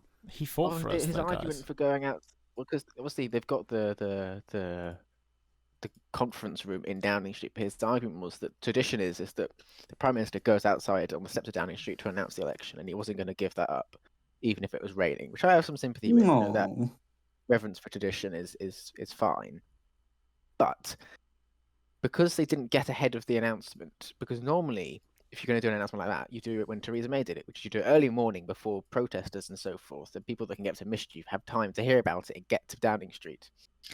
Instead, the rumor mill was going from the morning. He didn't announce it until 5 p.m. So you had all day for all these people to gather outside Downing Street to get up to mischief, as Steve Bray did. Now, he has basically been a permanent fixture on Downing Street since the Brexit referendum. He's a very strong Remain protester, and he'd always be making a racket during the whole Brexit period. But of course, him knowing that the election's going to get called at 5 p.m. or something was happening at 5 p.m. meant he had plenty of time to go and get an amp and 2 speakers, point them at Downing Street, and then while Rishi is talking, play Things Are Gonna Get Better, which is, of course, the 1997 Blair anthem. Yeah. So the whole thing was farcical because what they were waiting for so long, no one knows. But it meant that basically maybe because when he started his speech, it wasn't raining, so maybe they were waiting for the rain to make him look more relatable. Because look at him, he's gone out and braved the rain. Oh no, he came out during a break in the rain, and it started raining again, sort of halfway through his speech. So it was raining. It was supposed to start at 5, and they waited for a good quarter of an hour to 20 minutes because they were waiting for the rain to stop. The rain stopped, but literally for like a minute, and they just absolutely chucked it down. What could be more British than rain? Exactly. He's a man of the people. He should have done that. Yeah. He should have said, You've had that announcement. Then you had him go to Wales to ask them are they looking forward to the football, which of course Wales hasn't qualified for the Euros. So there's no football to look forward to. And then he went to Belfast to the Titanic quarter, which is of course a sinking ship. That's funny. So it's like his PR team is just abominable. They're so bad at their job. I don't understand why he's kept them on. Yeah. But it's so either it was an idea based on, this can get me the most votes I'm going to get at any given time, or it's I'm throwing in the towel.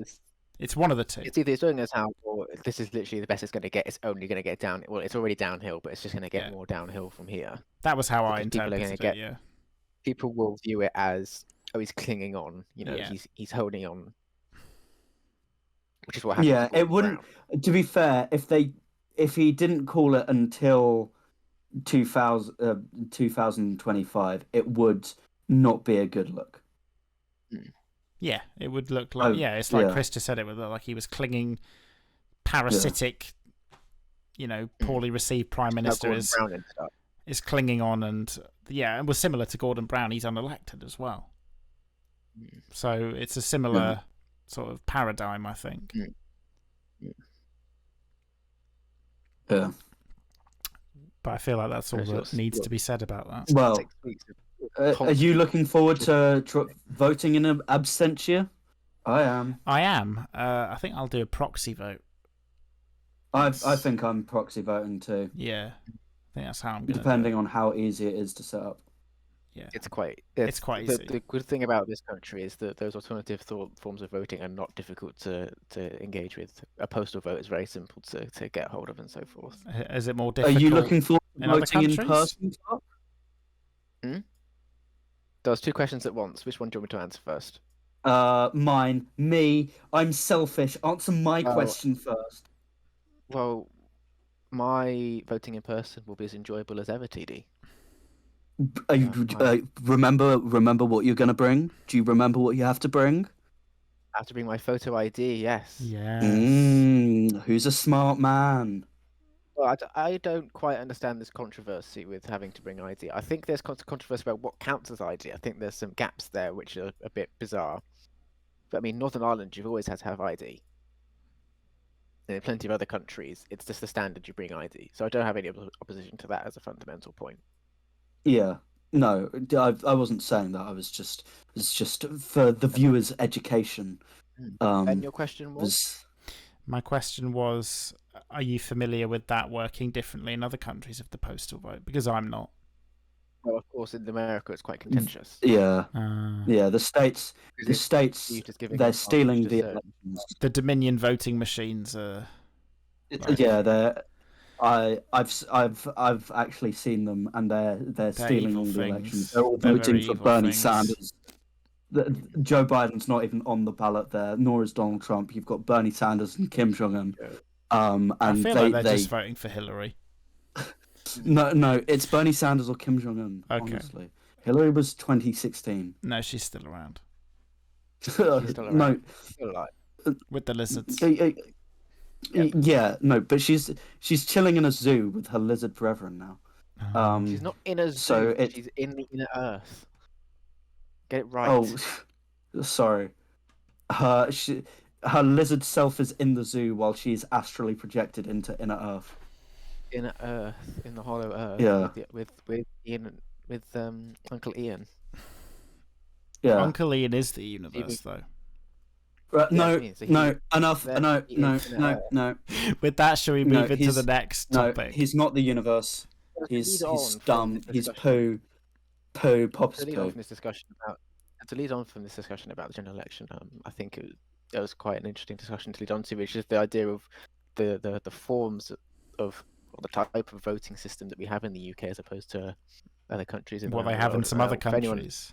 Indeed. Yes, so if anyone not familiar, the UK uses first past the post for its fringe for the general election, which is where the first person to gain a majority within the constituency will win that seat. But for example, say in other countries like Israel, the representation in their parliament is done as a percentage of the overall vote. So there's no geography involved with any of that. Yeah, there's no geography involved with what makes up that parliament. And in Israel specifically, a party has to get a 3% in order to be represented. If it gets under 3% at all, it can't be in government. Now, I think this is the first past the post system has got a bit of a quirk of the UK system because, of course, we have a constituency-based system where an MP is elected to represent a certain region within the UK. So, like I think it's done on the country is split up. So each constituency has roughly the same number of people within it, which means that some constituencies are really large because the population density is very low. And it's done by an independent body, so it's not easily gerrymandered. It's not gerrymandered at all, really. It's literally just how many people live in this region. Okay, that's the one constituency. Okay, breaks up, which means there's more constituencies within the cities because there's more people, and those constituencies are much smaller. So why you get things like London Borough, as like a singular London Borough may have 2 MPs, whereas North Yorkshire basically has 1 MP for half of it because there's so few people living in that region. Yeah. Whereas proportional representation doesn't take, like you said, doesn't take region into account. It's just at the end of the vote count, you split up the number of seats by the amount of votes each party got, and that's how you end up with your number of seats for each party. So do we want to... Because what we're really discussing here is, should the UK adopt a proportional representational system? Or should it any other system? Or any other system than first past the post? And TD, because from what I understand, you were the one that wanted to bring this topic up, do you want to state your position to start with? First past the post is... I won't go so far as to say it's the worst system to elect people, but it's definitely not the best. A number of countries and other systems have and do exist, and I would be very much interested in seeing the UK shift away from a purely first past the post system to something that has other systems involved and kind of de-emphasizing the big 2 parties. Personally. So why do you feel Chris. Why do you feel that first past the post and de-emphasizing the 2 biggest political parties is important? Okay, so especially can I add something? Especially in the very hyper-polarized context of UK politics where people strongly identify as being Conservative or Labour. That's kind of the way the British political framework works. And that doesn't exist in some other countries. So I just wanted to add that point. Yeah. So the fun of this is that first past the post is leaves the most amount of voters alienated that you can get. Like, it's either your candidate or not your candidate. Mm-hmm. And you have this whole thing with safe seats and like seat and long shots, and that it's common parlance that if you vote for anyone but the Conservatives or Labour or Lib Dem / SNP in some places, that you've wasted your vote. And I don't like that.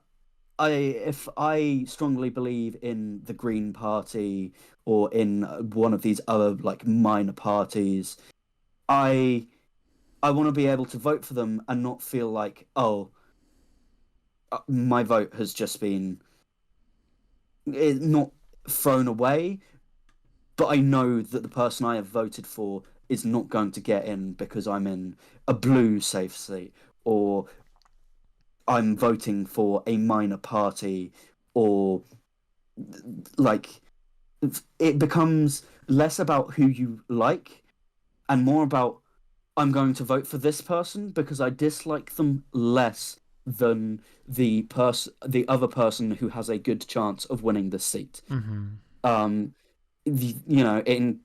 It is the voting system that most encourages tactical voting, and like it very much also has the fun little phenomenon of, unless like the overwhelming majority vote for this candidate, the rest of the constituency's votes effectively do not matter because that person represents 100% of that constituency. So and they could win with a slim plurality. Is that kind of your opening statement on that you're happy to make? Yes. The problem is I should have really written out notes because there's so many good YouTube videos equally explaining this. I know C.G.P. did a great series on why first past the post. There's also loads of election models where you've got the spotty party and the stripy party and the blob party and stuff like that. I am not the last person, but one of the last people to speak on this. And I think other people's mediums will be far more interesting than me giving my lecture summing up their mediums. So, but from there, so the thing is, me and Chris were just sort of discussing this, and we were talking about a lot of our issues that we had with proportional representation and if the UK adopted that system. Now, I don't know if, Chris, you want me to lead on or you can lead on. You can lead on. I'll respond to anything I disagree with you on. So one of the problems with proportional representation is the sort of proliferation of coalition governments.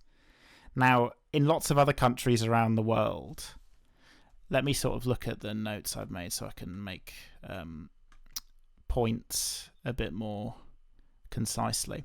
So in lots of other countries around the world, the proportional representation system, you're right in that it encourages a lot more smaller parties getting into government. And as a result, the government can represent like more specific groups than, a first past the post system could. But the thing is, that does come with the downside of the fact that you are constantly dealing with coalition governments. While, yes, I don't really deny that it is more democratic in that everyone's vote counts more. The problem with that is that coalition governments are inherently more unstable, and you do have these smaller parties generally being a lot more extreme on both sides, and they've sort of got an easy way to get into government that way. And the only other issue with that is, you're right that people in certain constituencies, let's say you're in a big Tory constituency and you're a Labour voter, your vote for Labour is going to be a lot less important than someone's vote for Labour in, a constituency that swings. I can recognise that. But the counter argument to that is that, for example, so the proportional vote happens, right? And you've got all the parties that are going to be in Parliament. A big problem that I've heard in Italy, for example, is that what the government ends up looking like, because of all of these squabbles between the parties in forming massive coalitions, often has very little to do with the actual electorate, and it's more about the parties squabbling amongst themselves. So because of that, while, in first past the post there is a lot of less democratic aspects in some ways, there is also a lot less democratic aspects in proportion of what the government ends up looking like. Often has very little to do with the people that put them in there. And for example, in Italy, you get like prime ministers, like the highest political office of the country, don't matter to the point that they are put there as compromises between two parties in a coalition that are bickering. And that's then, almost delegitimizing the importance of what I think should be the most important head of the government. So that's just a counter argument that I would like you to respond to. I don't know if you've got anything else, Chris. Yeah, it was just to say that I think that proportional representation can give groups or parties that are more extreme a much easier way to access a bigger platform through being seen as legitimized because they hold seats in the national government than first past the post rule. Because especially in Europe, you get a lot of these far right and far left parties that just simply they'd never get an MP in the UK because they never have that majority of support within a constituency, or there's not a large enough support within a constituency for them to ever to get elected. But under proportional representation, all you need is, you had 3% for Israel, but I don't know if that's consistent for other nations. That might be just an Israel thing. Right. Okay. You get someone with extreme views into the parliament because 1% or 2% of the country have voted for them. And one more thing, TD, before you give your counter argument, I feel like you can't talk about one system working the best for every country because the implementation is always going to be different. I feel like you've got to do what makes sense for the political and geographic environment in each country. I feel like you can't talk in terms of absolutist way where you say, oh yeah, this system of government works well for every country. I feel like we've got to look at the practical aspects of implementing this as an actual system of electoral politics. Okay, right. Go on. I'll give you the opportunity to respond to that. Yeah, because you've raised about 4 points between the two of you. Uh-huh. Right. So to argue against the globality, I will bring 2 case studies that are very similar to British politics, because they're Australia and New Zealand, and we founded them. New Zealand mentioned, haha, my name's Clark, I think I'm funny. Just to get ahead of that bullet. So, right. The point of the far-right parties often getting into power, that the fact that a good proportion, because it is generally 3% on the low scale to get into proportional representation. You generally need 5, some places 8, some places I think it gets as high as 10% to get members into Parliament. So the extreme fringe parties generally do not get. And if you've got a far right party getting enough political leeway or far left party getting enough political leeway to get into government or parliament, then that is a problem made by the political parties of the mainstream for not adequately combating those parties, and that's their fault, as it were, rather than the system of proportional representation. Not that I am actually arguing in favour of proportional representation as a whole. There are systems that I will get into that work better. Right. So that's the final 2 points that I have addressed. What was the first 2? about mainly just about governments are inherently weaker. The fact that these proportional representation systems generally promote coalition governments. Right, coalition governments, and was there another one, or is it mainly just coalition governments? The fact that coalition governments often means that the points people overlap. don't know what they're getting. Okay. Yeah, and also the elect, like what people elect, they don't know what the government is going to end up looking like. Okay, so it's the whole coalition, the whole coalition building, and then potentially breaking as well. I've got another point, but I'll wait until after you've sort of you've got a lot to chew on there, so I'll wait a moment. Right. Now, coalitions, yes, they do have the ability to be more unstable, but if you look at the non-coalition governments that were held in the UK recently, we've had a lot of elections.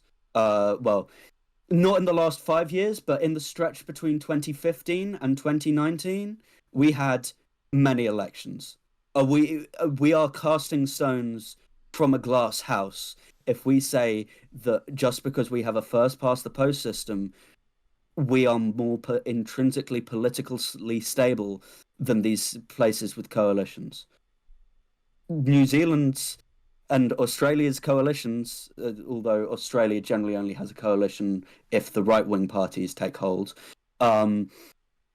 they while yes, there are some tensions that are like thrown around of the coalitions potentially breaking and whatever, they generally are brought back from the edge by brinkmanship.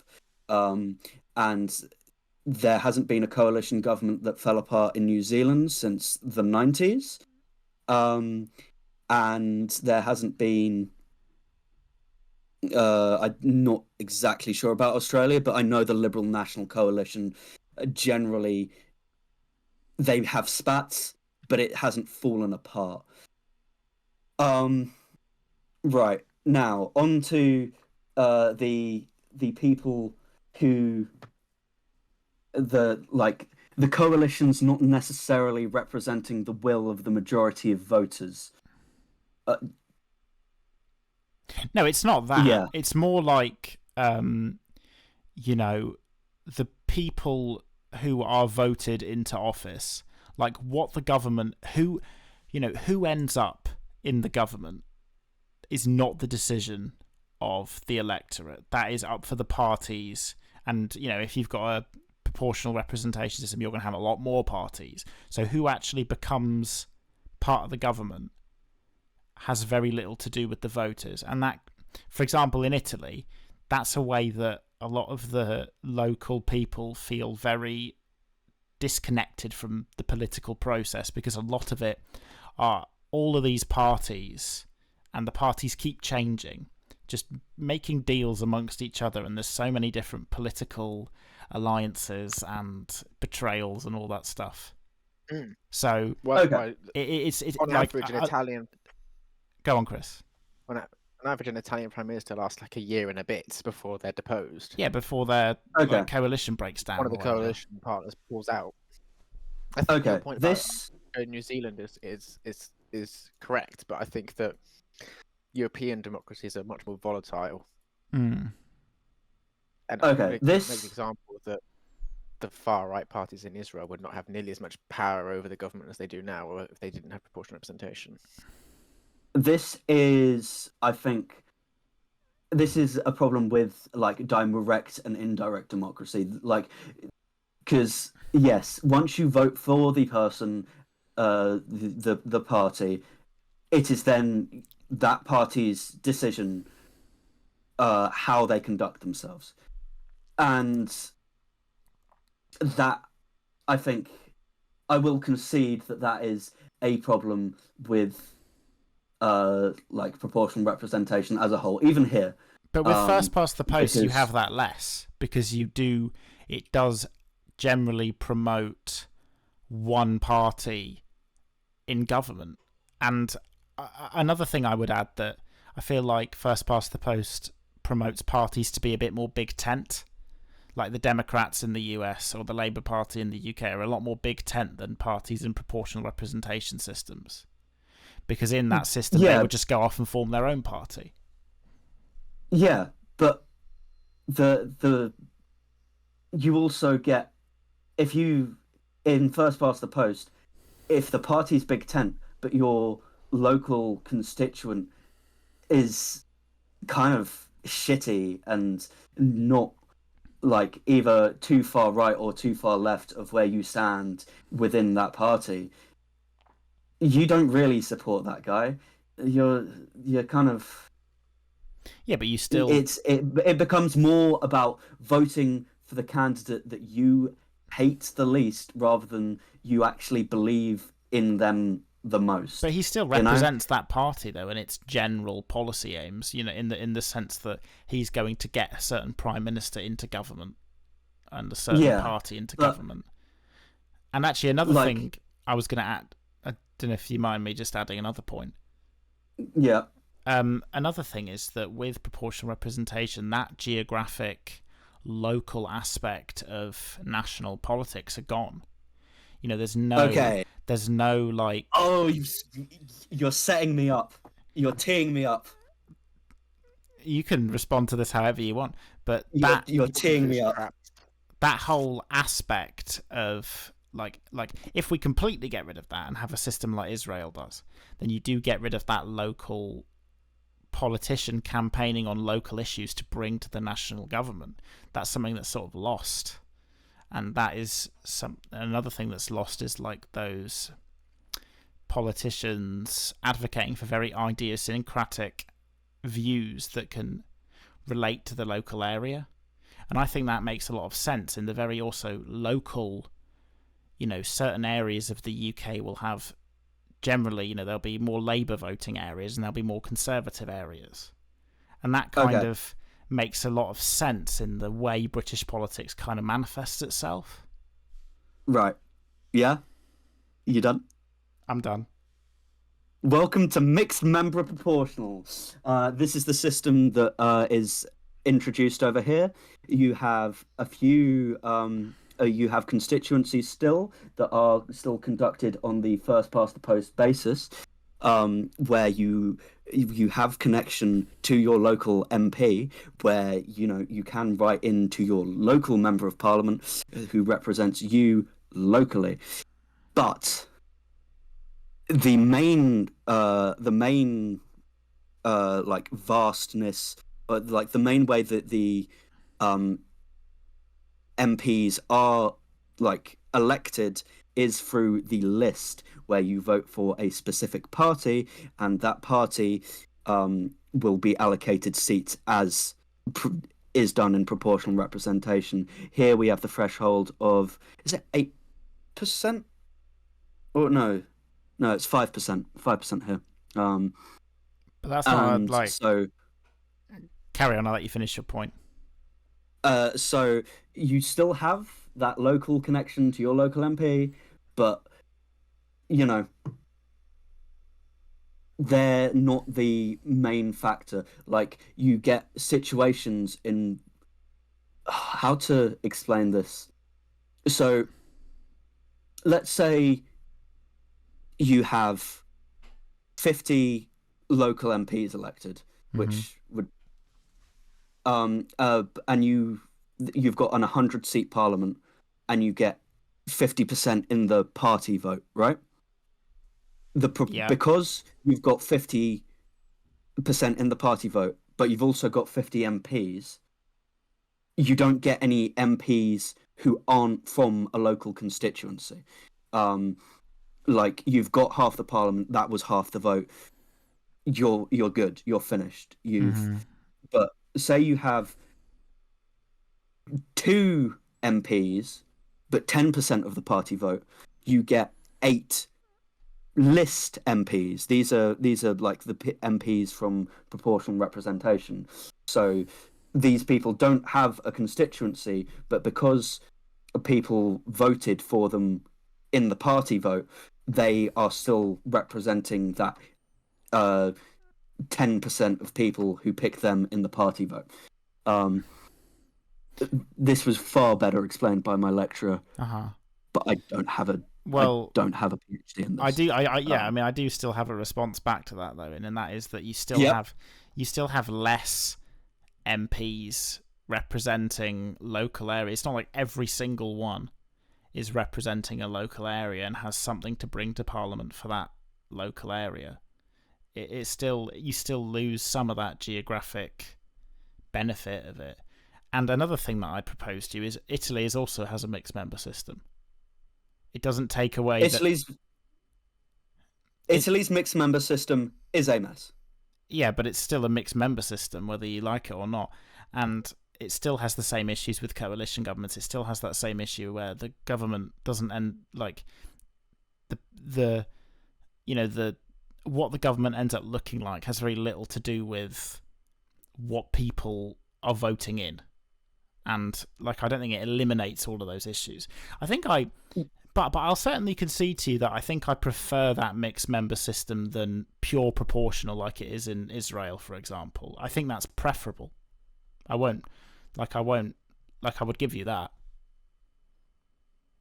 See, I'd say the British political system is far more similar to if Britain adopted mixed member, it would look far more similar to New Zealand than it does to Italy. Because I think the New Zealand political system is far closer to the British political system and vice versa than either country to Italy. But I'd argue that the UK is dealing with a lot of political issues that are also very European compared to somewhere like New Zealand or Australia. Like, we're dealing with a lot of similar political problems to our European neighbours. So, and we're already seeing more extreme parties starting to siphon off votes, even in our first past the post system. And I think it wouldn't be unreasonable in a proportional system that would exacerbate that issue. You see, now we've come at a very interesting thing of is the UK dealing with more European issues, or because of the cultural similarities, Anglo issues, I guess. UK, what would it be? Yeah, Anglo-ish problems. I would say it's probably more European issues, because a lot of the issues that we have surrounding things like immigration and trade and cooperation are directly tied to our relationship with the EU. I think New Zealand can kind of do its own thing. I think you can make an argument for Britain being a bit of a cultural crossroads in a way, because there are a lot of, we are part of that global Anglo culture of, the big colonial English-speaking countries, and we do share a lot of those things, but we also share lots of things with our European neighbours as well. So we're a bit of a halfway house between the Anglo global community and also European community as well. We are a bit of both. And I think both things are going to influence what's going on. I personally don't think that the British public would stand for the bullshit that goes on in Italy. I think the cultural difference between the British and the Italian things would shine through. But I'm saying that... Really? In Italy, they're still fiercely political. I don't think... I'm not saying they're less political. I'm saying they're political in a different way. And because they... New Zealand did have the same first past the post system as the UK until 1993. I think that was the last first past the post election here. And only once did the coalition collapse. And as I've already stated, a strong single party in control does not mean any less political instability, because you just get political infighting within that party as opposed to within the coalition. No, but I think it's less likely in my view. So these last few years, last few years have been definitely like a political one-off in terms of the instability caused by Brexit. Really, is we're still feeling those aftershocks. Yeah. In terms of, if you consider like Britain from the 1940s onwards, from then, it was pretty consistent. You'd have your government elected for 5 years, and they would see that 5 years through. You know, This concept of we were snap often elections and considered so forth. often considered a country far too sensible for populism, and that really Yeah. changed, to be honest. So I think, you know, look at the Conservatives under Thatcher. That was a very stable government on one sort of neoliberal policy, right? Yeah. And I'd also argue. The Go on. Who's making a point? the coalition that we had between 2010 and 2015, that was incredibly stable. There was no debates or sparks of that coalition falling apart. So coalitions still do happen in first past the post under our current system, and I think the strength and stability of that coalition could very easily be replicated by like coalitions going forward. Yeah, but TD, that was a coalition between two parties, and I dread to think how many there are in, you know, Italian and Israeli coalitions, and that's the kind of thing that proportional system tends to promote. The Dutch election, they've only just managed to agree on the government. That was months ago, the actual election. You find these stats because it's insane. You know, there was a situation where the Belgians literally didn't have a government for years because they just couldn't agree on a coalition. Yeah. And like another point I would argue is that, you know, in the hyper-regional system of British politics, like, I think the first past the post system kind of lends itself quite well to Britain's very regional political culture. Obviously, not everyone in a certain area is going to think a certain way, but that idea of, oh, you know, this is a strong Labour area. Are the Tories going to win it over, or are the Labour going to win over this strong Conservative area? Is a very integral part of British politics, and I'd say it's also a very integral part of American politics in their first past the post system too. Yeah, and I don't like that. I think that can go, personally. Like I don't, because what? Whose votes aren't going to count this time is not a fun game that we should be playing. But the problem is, though, is that you have to sort of, you know, for any government, democracy and stability are a balance that you need to strike. And I think the first past the post system in the UK, it does balance democracy and stability, because you are right that under the first past the post system, not everyone's vote matters as much. But I would make the argument that you sort of need to balance that slight reduction of democracy for the stability that it creates. And, you know, because where do you go with that argument? Do we think that everything should be democratic? Like, it's just where do you end that argument on? That's just my thing. Because, I mean, you keep on bringing up Italy and Israel, but a country that does have a proportional representation that you don't hear a lot about political instability there, that is also European, is Germany. Yes, they have AfD, and that is a far-right party, but I would argue that is a flaw of the current right-wing parties' policies, that they are not addressing the policies that AfD are bringing forward.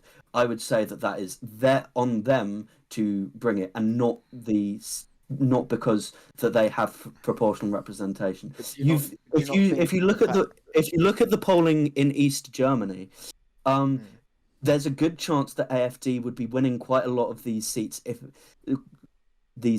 they did change to first past the post all of a sudden. It's not an intrinsic problem of proportional representation, because they'd be winning the seats regardless. But do you not think that the fact that the AfD got into the parliament easier because of proportional representation gave them an easier route to legitimization? it's still Not really. it still made it UKIP easier for them to UKIP was get in. legitimized.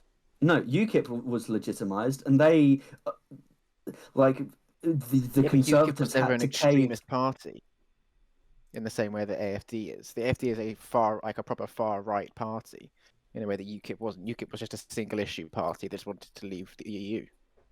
I But I'm just looking here. This is the the chart. problem is we're Average. talking about a hypothetical of if Germany was first past the post, would it have been as easy to AFD to get where they are now? Well, the thing is, and right? I think this is a kind of unhelpful hypothetical because you can't tell, because there aren't easy comparisons to a German state that doesn't have proportional representation. Well, right, but also there's no comparison to a British state that does have proportional representation.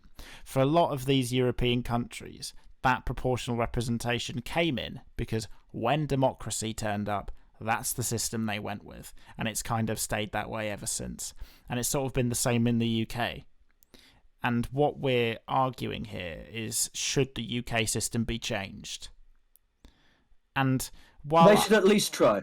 And while I can see some benefits of it, I think the first past the post system personally makes a lot of sense with how UK politics tends to manifest itself. That's just my opinion. Oh, just to back up the point about the stability, this is the average number of days to form a government. So Belgium, the average number of days is 98 days to form a government.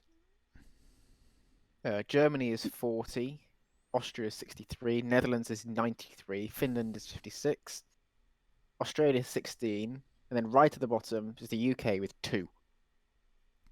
I think the numbers speak for themselves there. That's just my view. So it's like that. So the Dutch and the Belgians take 3 months to form a government after an election. And in 2010 to 2011, Belgium went 541 days without a government.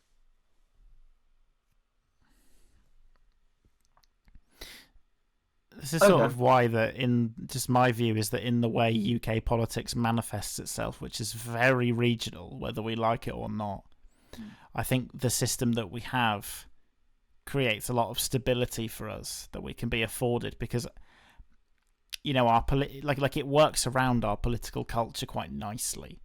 I think that would be silly to change.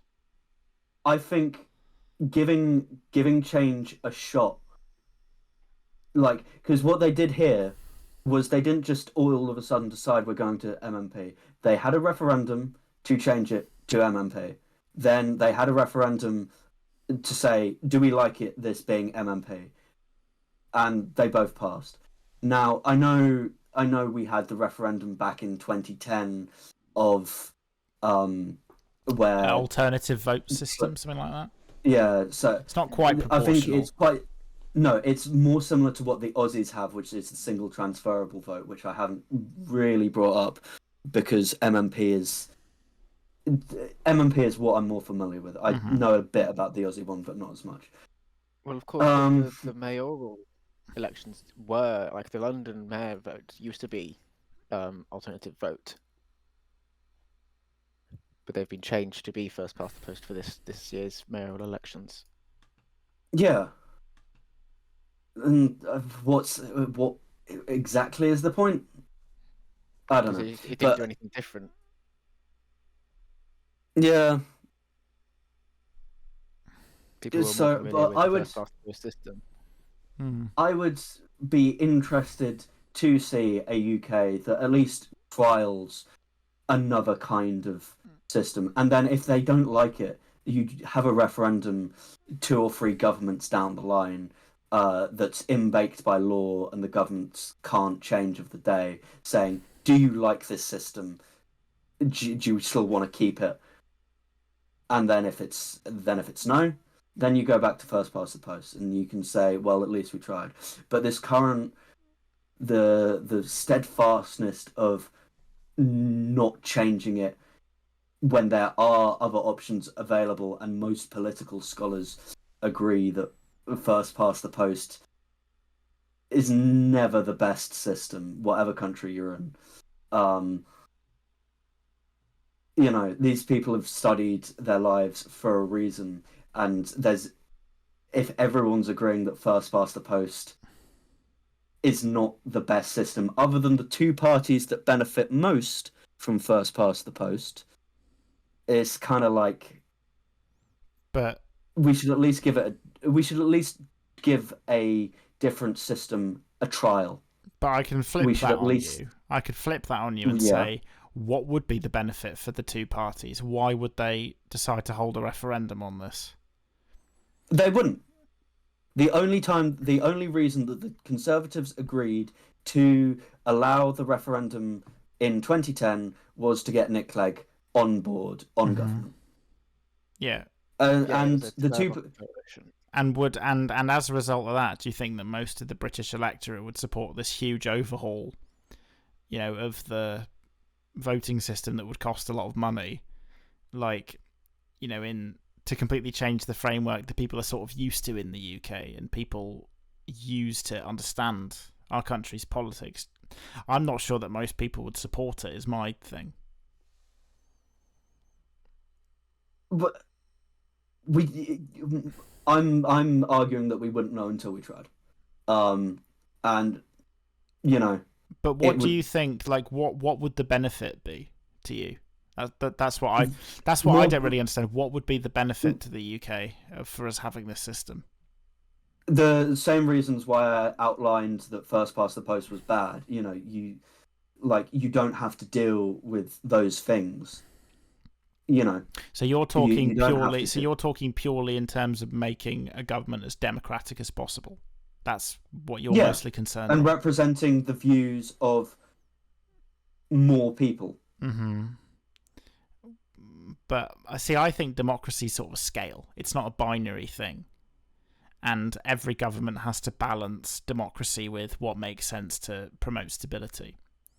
And I think how it works in the UK nicely balances democracy with stable governments being able to form.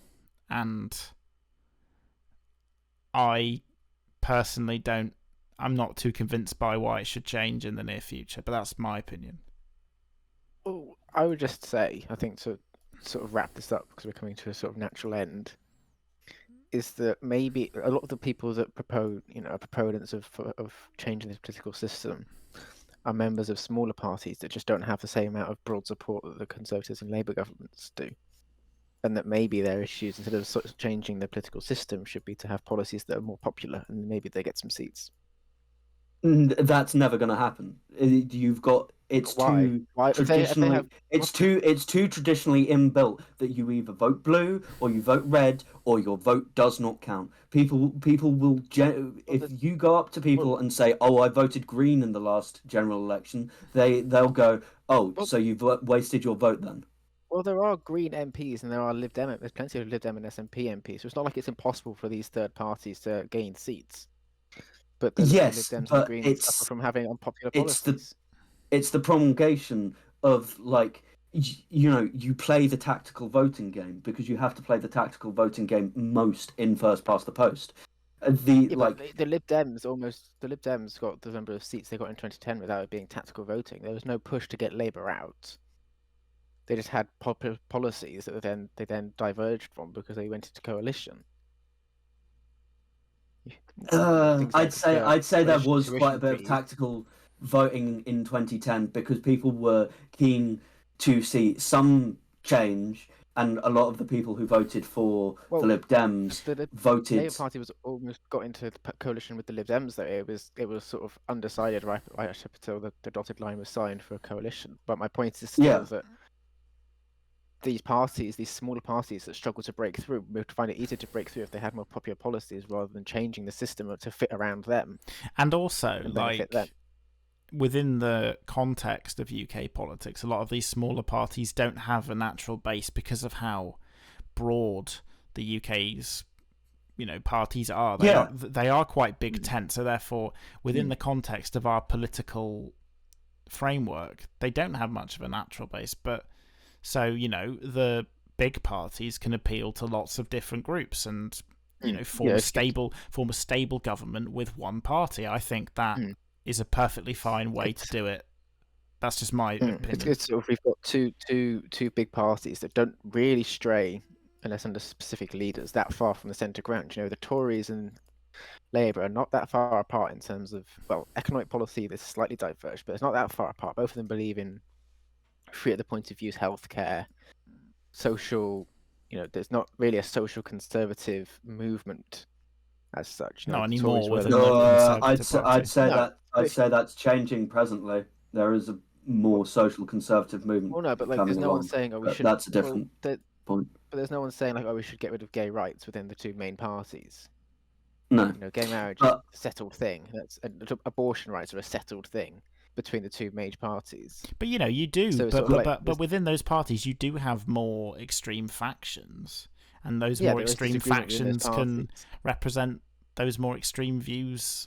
Well, not even more extreme, but like further left or right views within the British populace. I don't see that as a problem just because it's within the same party. But my point being is that the two main parties kind of cater for the vast majority of the British public's political opinion. No, they cater to the people. You vote. People will vote Labour because they hate the Tories. People will vote Tories because they hate Labour. You get lots of people I don't think that's true. I don't think that's true. I think people. No. I think the broad majority of the British public's political opinion lies somewhere within the very right of the Tory Party, the very left of the Labour Party. There's not that many people that really fall outside of those two brackets, which is why those two parties are the So why are you so worried about the potentiality of some of these smaller parties getting like a bigger percentage of representation? If these two parties have all the broad support, then surely changing it to a different voting system would mean no change. I don't think that's the case. I think people. But it opens the door to more extremist voices that speak to that. Like it changes the culture. It changes the culture, and it makes it attractive. And I personally think the politics should stay within the furthest left of the Labour Party and the furthest right of the Tories. And I personally think it's healthy for our country that it stays within that paradigm.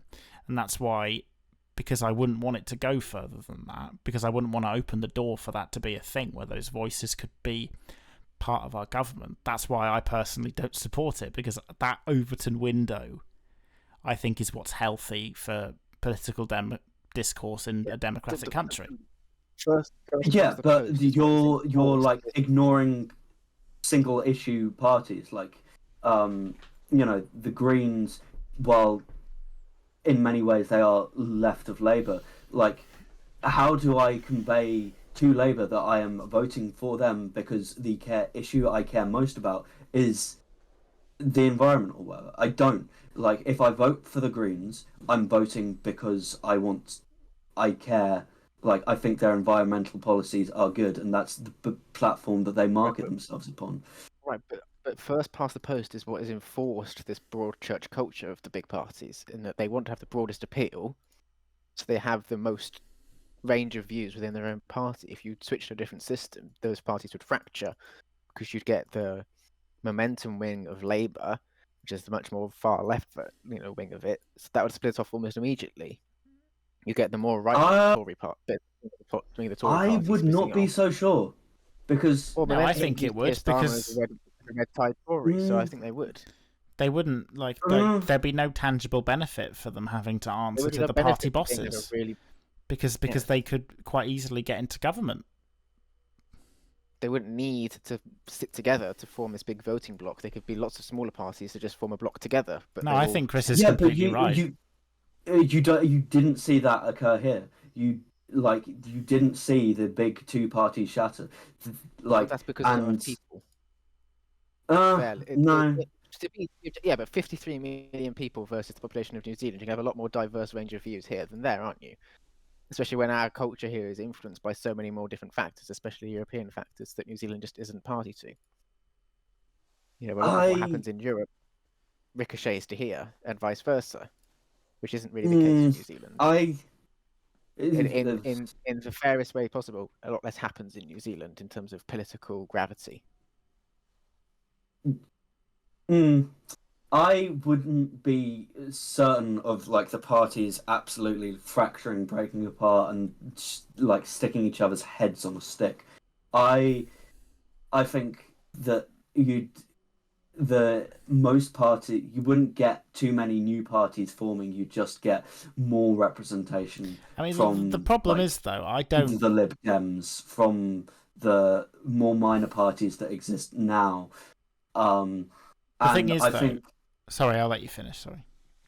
I personally I'd like to see a world where I don't have to think, oh, to unthrone the Tory MP who is here, do I vote Labour or do I vote Lib Dem? Because I don't care who it is. Well, I do care who it is, but anyone's better than the Tories. Like the anyone but like political voting just isn't.